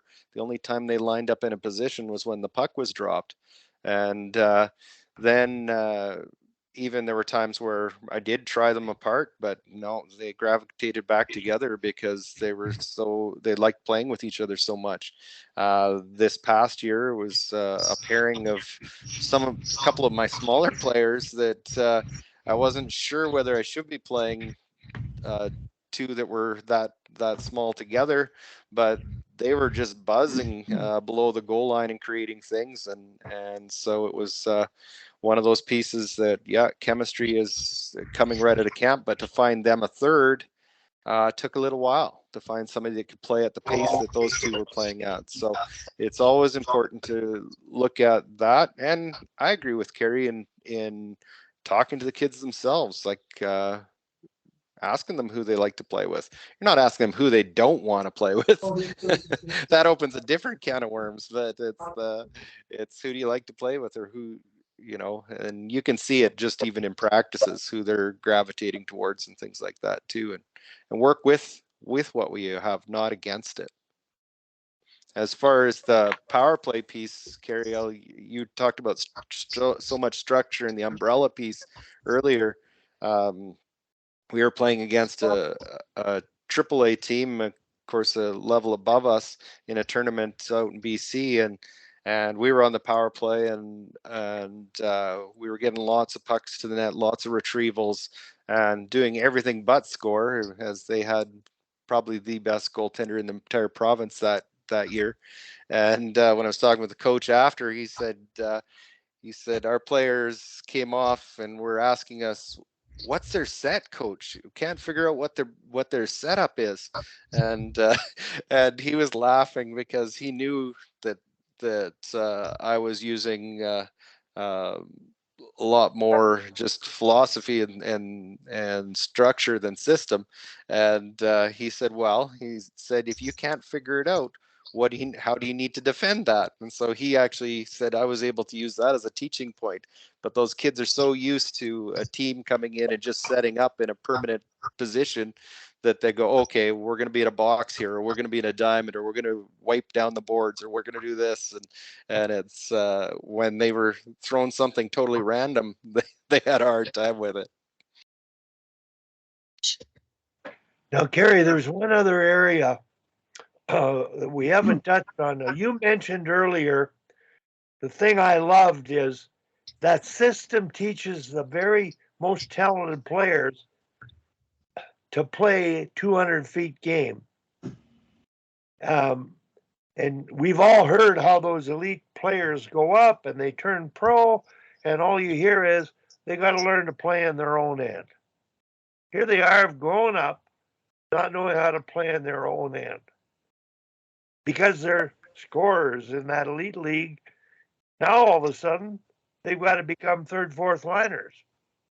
And I think a kid you may know, Wes Walls, was one of those gifted kids who became one of the best defensive players for Jacques Lemaire in Minnesota. Fortunately, he made it late and changed his game because he respected the need to learn that, but it was so late in his playing career.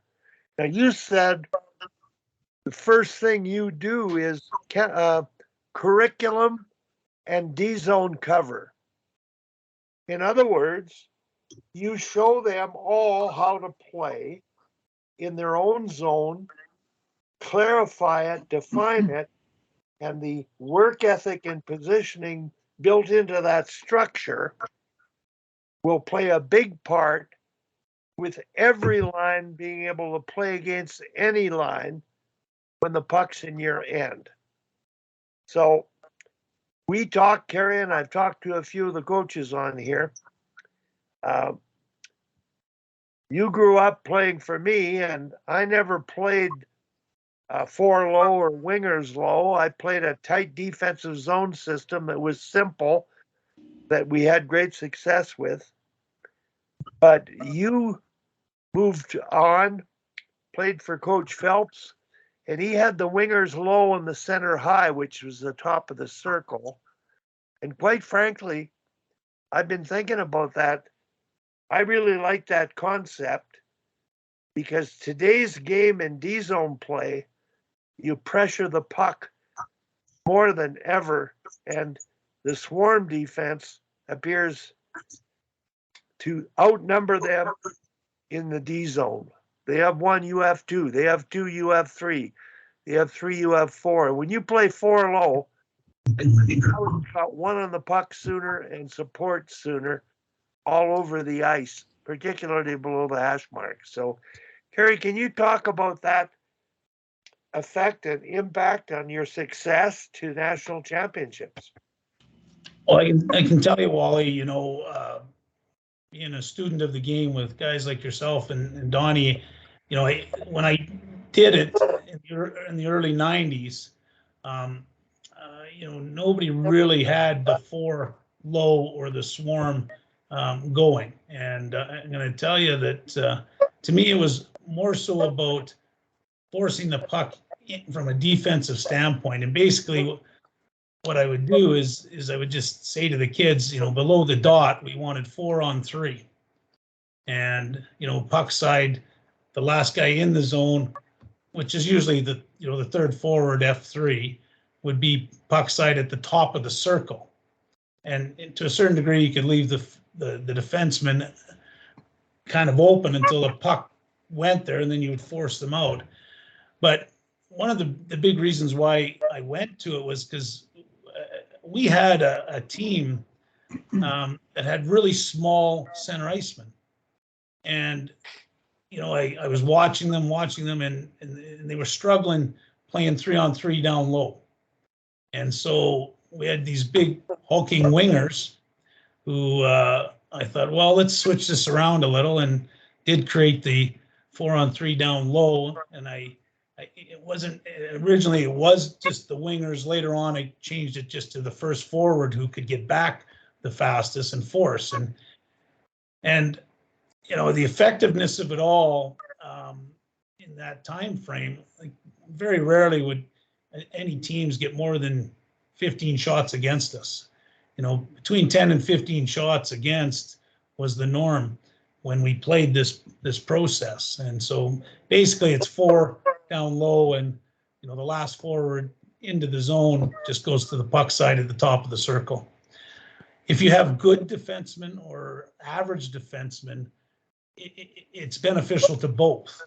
You know, if you got good puck carrying defensemen, forcing that play down low will create free pucks that the other defenseman can take off with.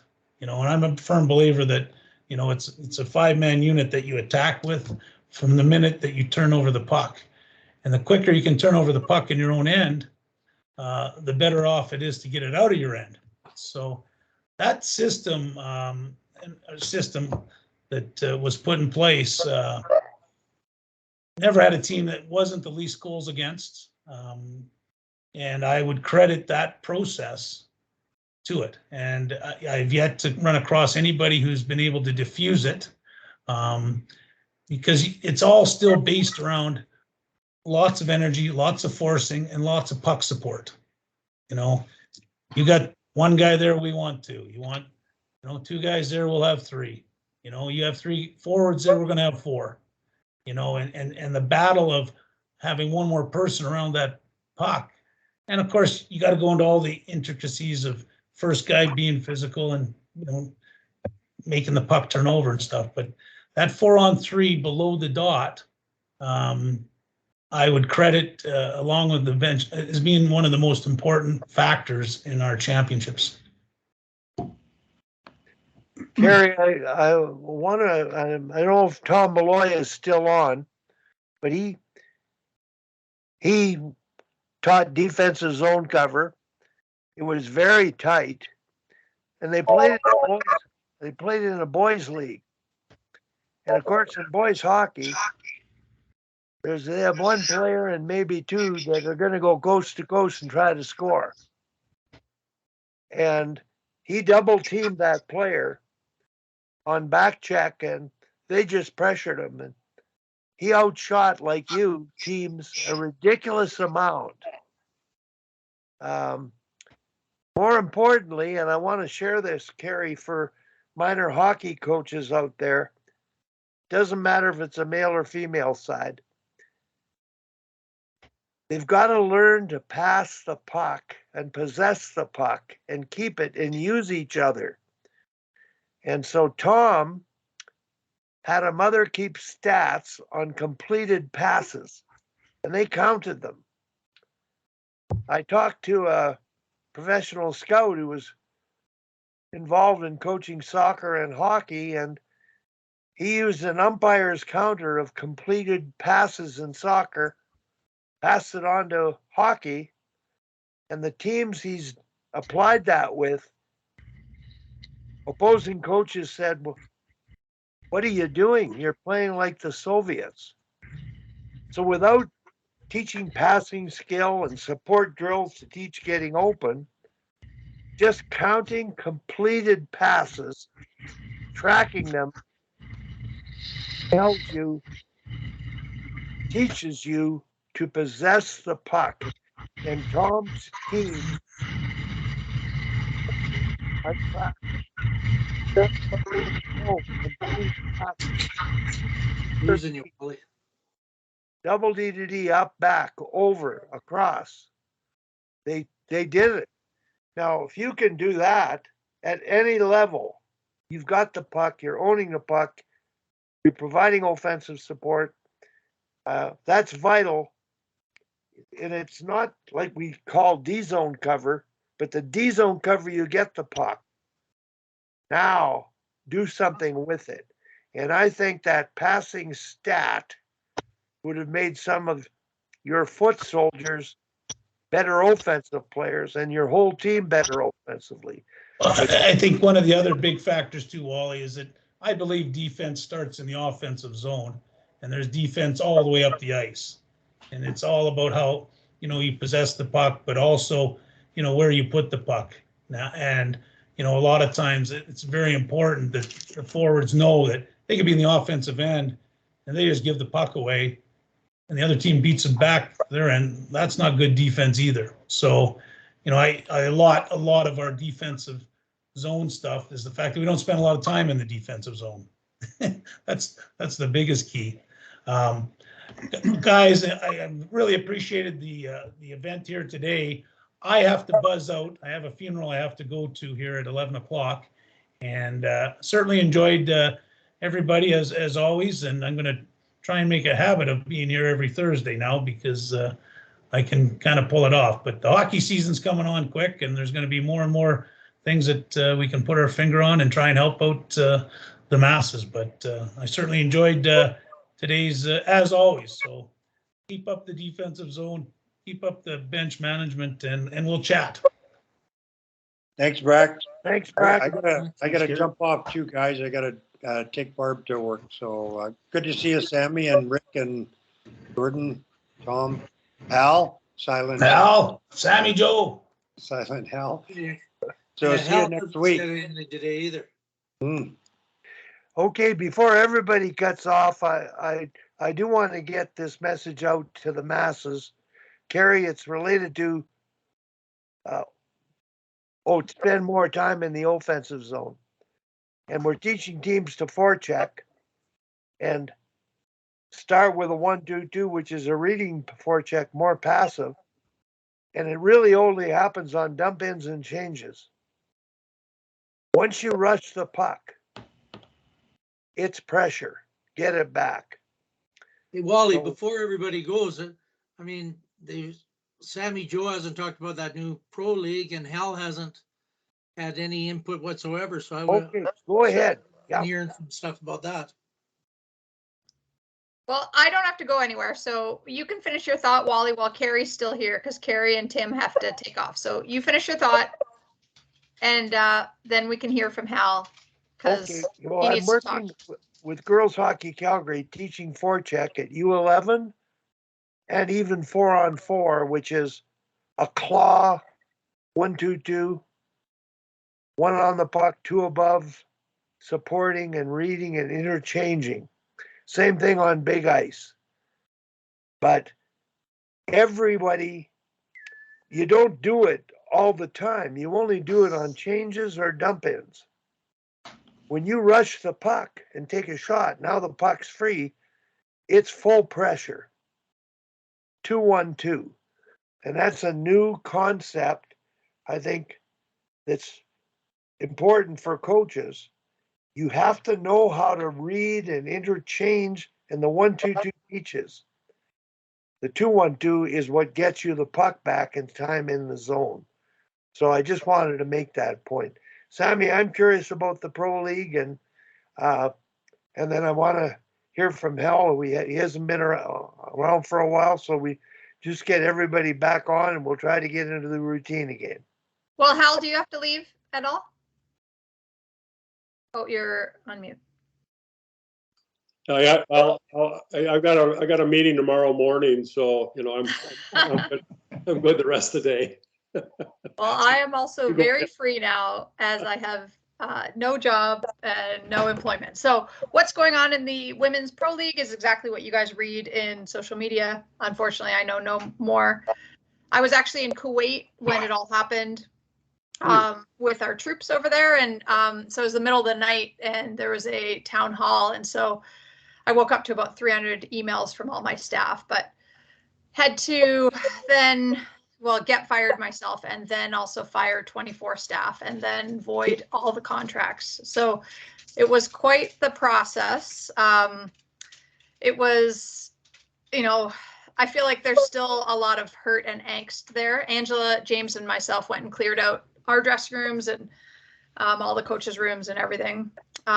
They bought all our assets, but nobody has really asked for our assets. So I have a skate sharpening machine in my garage right now, along with lots of practice jerseys and socks. So yeah, there is, from our perspective, talking to our owners, it was supposed to be a merger where they would utilize some of our infrastructure that was already in place and some of our staff. In the end, it became a hostile takeover and just the entire staff from the PHF got fired. So it is what it is. This is, in the end, probably what needed to happen for women's hockey. There needs to be one league. Everybody knows that. It's hard when something that you've built gets taken down, but I know something else will come in its place, probably to be really great. I had a wonderful year. Actually, the Isabel Cup just arrived at my house. I was out in Halifax on the weekend, and so it just got FedExed back. So we're just in the process of still celebrating and trying to sort of live in those moments more than any other moments, and appreciate what we were able to do. I think for me, the most amazing thing was working with such incredible people alongside. I didn't know Angela James that well. She is just she should be such a bigger name. She's just an amazing individual. And getting to work with Geraldine, and as you guys know, I've leaned on you guys a lot for, coaching information, I guess, and working with our coaching staff and their growth and seeing where we were to where we ended up was pretty remarkable. So yeah, that's it. I mean, everything that you read in social media is what we read in social media. I just ran my goalie camp and had both PWHPA players and PHF players, like goalies that were instructors. There isn't too much more information that they know either. They're just kind of waiting for potential tryouts or draft to find out even what cities they're going to be in. I was in Winnipeg and we had one of our Isabel Cup champions there. I just signed her to 2 years for $220,000 American to play, and that was voided. And now she has to kind of wait until January. She would be good enough probably to make this next league, but doesn't have the money to kind of make it to there for training purposes and stuff. And it's pretty easy for these players to train in the summer, but they got to train all the way till January now. So yeah, it's a difficult situation for all of them. Our ownership was really great and gave severance to our staff and players to kind of help people get through a little bit. They've been really generous and, trying to help as much as they can. So, yeah, that's it. I feel like this is a cathartic session for me. So thank you guys. But that's pretty much it. I can add a little tidbit. I know Sammy's aware, but because I talked to Peter Smith at length about it when it all went down, and it seems that Peter Smith may have survived with his job, but he has heard from no one in the new group at all, so he has no idea what's going on either, even though it's sort of out there that he will be retained as a coach in some way, shape, or form, but he knows nothing. And of course, it's a complex enterprise to undertake, so I'm not pointing fingers at the new group or anything, but yes, it's good to have one league. Fingers crossed that it can all work out. Yeah, and it'll just take time, as we know. Yeah. These things are they're not, with no cities chosen yet, or maybe they've been chosen but not announced yet. But there's no branding, so no colors. So working with simply getting equipment in time in certain colors just might take longer. When it does come out, going to be amazing. It's going to be great. I just feel for the players going through all of it right now that are sort of in limbo, waiting. Some of my players signed overseas, who felt like they, didn't have a chance of making it, but others, are kind of just waiting. There is a pot, the PHF put up a pot of $1 million. So any player that doesn't make the league come January, they will get an equal distribution of that money. So that at least helps people get through a little bit. But I'm assuming, like my player said, I just want to go and prove to some coach that I can play. I just want some general manager, but I just want to be able to shout from the rooftops how great these people are, or tell somebody, but to not know who is choosing these teams, or how to get yourself in front of the right coaching staff. I think that's where the players are kind of in limbo right now. And I hadn't thought about the equipment end of things, Sammy, but it's a good point. I mean, obviously it takes time to, do all that stuff, uniforms. So it could be a beneficial outcome, is that it could be a true rainbow league, and players will have to be wearing different colors of socks, maybe uniforms, and pants. And yeah, you never know. You could probably get all black. You could probably get black for 6 teams pretty quick. That'd be good. DEI marketing bonus. Exactly. So also the payment is a little bit less than it was in the PHF. So players are a little, they've signed a CBA that will be for 8 years. So for the next 8 years, it will be an average salary of 55,000. So the max potential is 85. The lowest is 35. So, I mean, it's by no means terrible. This is great in women's sport. We were just at salaries of about 150 in our league, so American. So it is a little bit of a step back financially, but it hopefully long run means they can put more money into marketing and infrastructure and bigger venues. And if they partner with NHL clubs or OHL clubs, I mean, right away they're like at the next level. So I think there could be some great things, and that's what I used to, or I still say, if you're going to complain about something, you got to evoke change. You got to make changes. You got to work really hard to do something. And I'm not working really hard right now, and I'm not evoking change. So I can't complain. All I can do is be a fan and support whatever is coming, and try to support the people I know the best way I can. So. And on the salary financial side, and we've talked a little bit about this before, and I really tried to reach out to, Brienne and Marie-Philippe and some of the girls on the women on the U.S. side. The hockey group that a lot of people do not really know much about or are not aware of is the 3-ice hockey that's going on the men's side, which is basically a 8 or 9 week summer league, weekends only. And they really are very, very interested in starting up a female 3-ice league. And I was trying to help some of the executives there get in touch with some of the key players.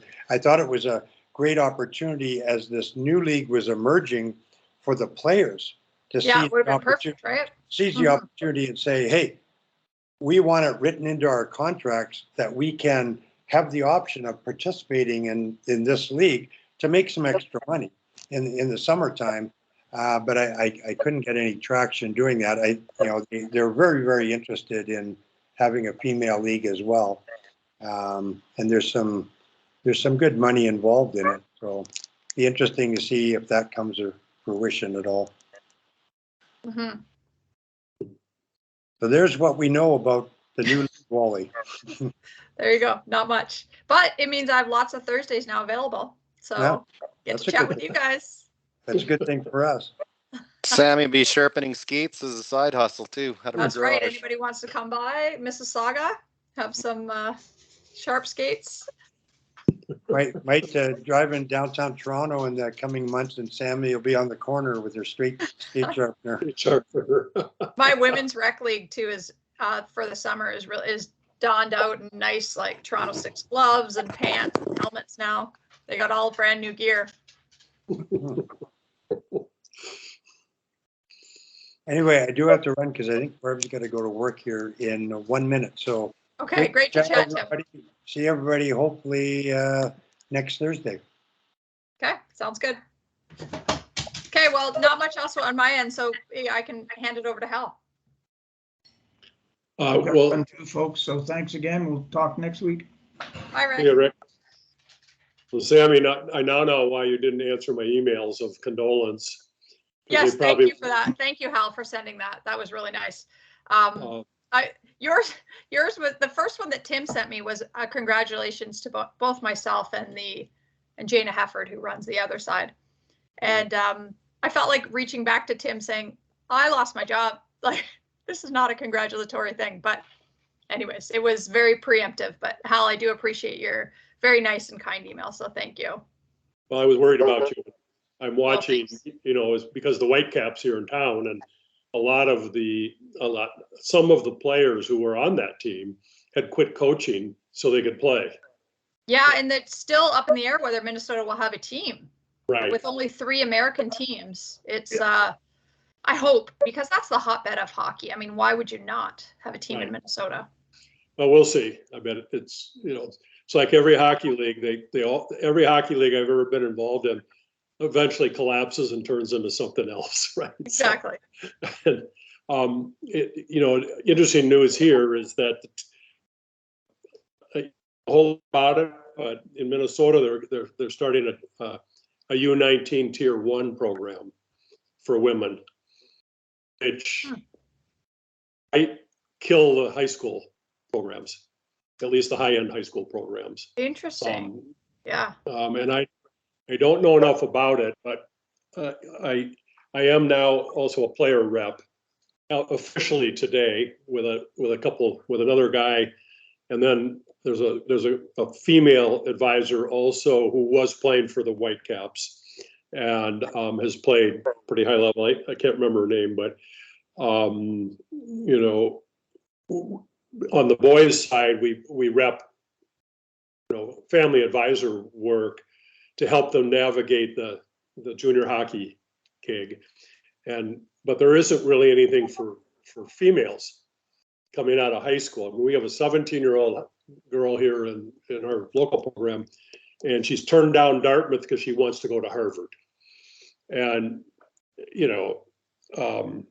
but she doesn't know why she wants to go to Harvard, and Harvard doesn't have room for her until 2025, and so help families kind of navigate this stuff. But there wasn't anything on the female side. But our group now will have a female, and there's another one out there now that just started too. So that sort of infrastructure for females coming out of high school, trying to transition into hockey after high school, now it's going to go U19, and that's a whole Midwest league, Tier 1 with the Michigan folks and all that stuff.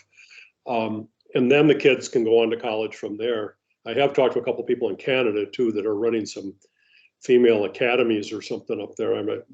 It sounded kind of expensive to me, but anyway, so that's what I know about the girl side.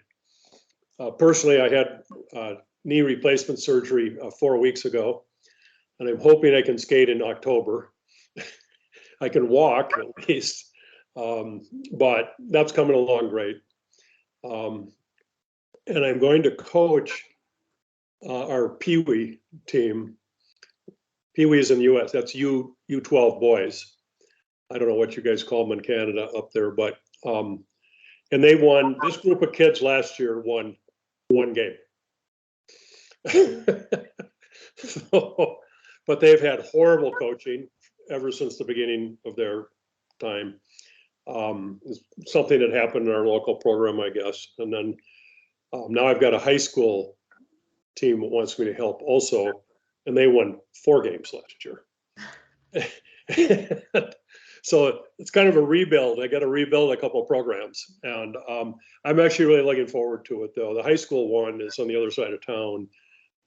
You guys, Tom, you've been down here. Some of you guys have been down there. Well, it's at South St. Paul High School, where Phil Housley came from. You know, NHL coach. He played. Winnipeg Jet. Yeah, so. And the guy that's taking the job was a professional player in the East Coast, American Hockey League for the Wild, and then in Europe. But he's never been a head coach, and he's in charge of a program. And his father, who was the girls' coach for the last 30 years, there said, maybe you can come over and help him. So I'm going to mentor him in terms of how to, because if he screws it up at the beginning, then it'll be over pretty fast, and so it's too bad. So that's kind of what I'm doing. Good to see everybody on the call, and those are interesting conversation this morning. So I guess, Sammy, we won't be able to have coffee when you're in. I'm going to have to come to Toronto and have some coffee up there with you. Exactly. You'll have to come and see all of us in Toronto. Yeah, so that'll be fun actually to do. So I haven't got much else. I have an assistant coach that I met yesterday. He's going to have 2 twin boys on the team. Apparently tryouts have already started because I've been told their boys will be on the team. And he played at Union College, and but he's never really coached very much. And it was sort of an introductory thing, and he knows of me. And then I told him to go to YouTube and go onto the internet and look me up, and he did. But it was a 3.5-hour conversation as I laid out how we're going to run this program, which, soft skills, hard skills, game skills, we're going to rotate, everybody plays. He said, what are we going to do on power play? I said, are you kidding me? We're just going to play. I mean, power play requires skills. And obviously these kids aren't great. I said, we'll see what happens. And we're just going to play hard and have fun. But we're going to teach them a lot of skills. And he goes, okay, that sounds good. And we went on and on and on. And the parking lot outside, he said that he turned to me and he goes, this is the first time our kids are ever going to have a real coach. Well, we'll see. If he says it at the end of the season, I'll when you go 1-21. Well, I've just told him winning is not, winning games is, it'll be easy to, if we schedule correctly, we'll win some more games, but my goal is to make them a lot better by the end of the season. Mm-hmm. And hopefully everybody will recognize it, because that's the goal. It's like Brad Frost, who's the coach of Minnesota Gopher women, and he actually has a YouTube video on talking about their goal was always to win the national championships. And when they didn't and they came back, everybody was angry, because that was the goal. That was the only goal they talked about, winning the national championships. And then he changed his dialogue to get better every day. And when they don't win the championships, people are, they're disappointed, but they're not so angry. And I've always said, when I was coaching high school, because we would like to go to the state tournament, but that was a wish. I just wanted the right to play in the last game to qualify for the state tournament. So that was a sectional play. I wanted to earn that right. And so we had to learn to play and compete at the end of the season, because then you never know. It's one game, and you can sneak up on somebody in one game. So anyways, it's all the stuff everybody's talking on this deal is so great. And Sammy, you'll be running a club again soon, I'm sure, because everybody knows how awesome you are. And that's very kind. Thank you. So anyhow, that's all I know. Al, I have a question. I'm going to bring Tom into the fold. You mentioned Pee Wee boys and the power play. Tom coached in a league last year, U13 girls, that would be Pee Wee, playing in a boys' league. And of course, they get power plays. Well, really, there's no power plays. It's a disadvantage almost. Mhm. Tom, you're moving up to U15 now. Can you talk about how you approach the power play at U13 and how you're going to approach it now at U15 relative to what they can and cannot do? Well, I think we did at the end give them a little bit of structure. You know, so we got the puck low below the net and went, you know, east-west and had players coming in, you know, because you know that everybody turns their back when you go below the net, right? So Right. there's usually people coming in, so they had the option, walk out with it, always a guy with a puck or girl with a puck and walk out and score, or hit a player coming in, or walk out and backdoor it. You know, and we basically, we had a 2-1-2, you know, a dice. And that's what we started doing at the end, because we did it on the 5-and-5 as well. That, you know, after we got the loose puck, we wanted to go east to west, you know, to get away from the pressure. And, you know, and it worked pretty good. And I think that's what I'll start with these girls here. And I don't think they're capable of doing the diamond 1-3-1. It's a one-timer power play, right? No. So if you can't one-time it, it's kind of useless to do. And that's a skill you have to develop during the year. But I want to ask you, Hal, have you got any players that want to go to Europe tomorrow? Tomorrow. This team has already started. Really? Like, I used to play, like when I played in Bemidji, our biggest rival was Lake Superior State. Oh. And then in the US League, Chicago had a team, and he played on both those teams, and he's been coaching in, and I think he helped Ron Mason coach, where was it, Michigan or Michigan State or something? He was at, Ron was at Michigan State, I think. Yeah, he was assistant there. So anyway, he's been in Europe for a long time. And he called me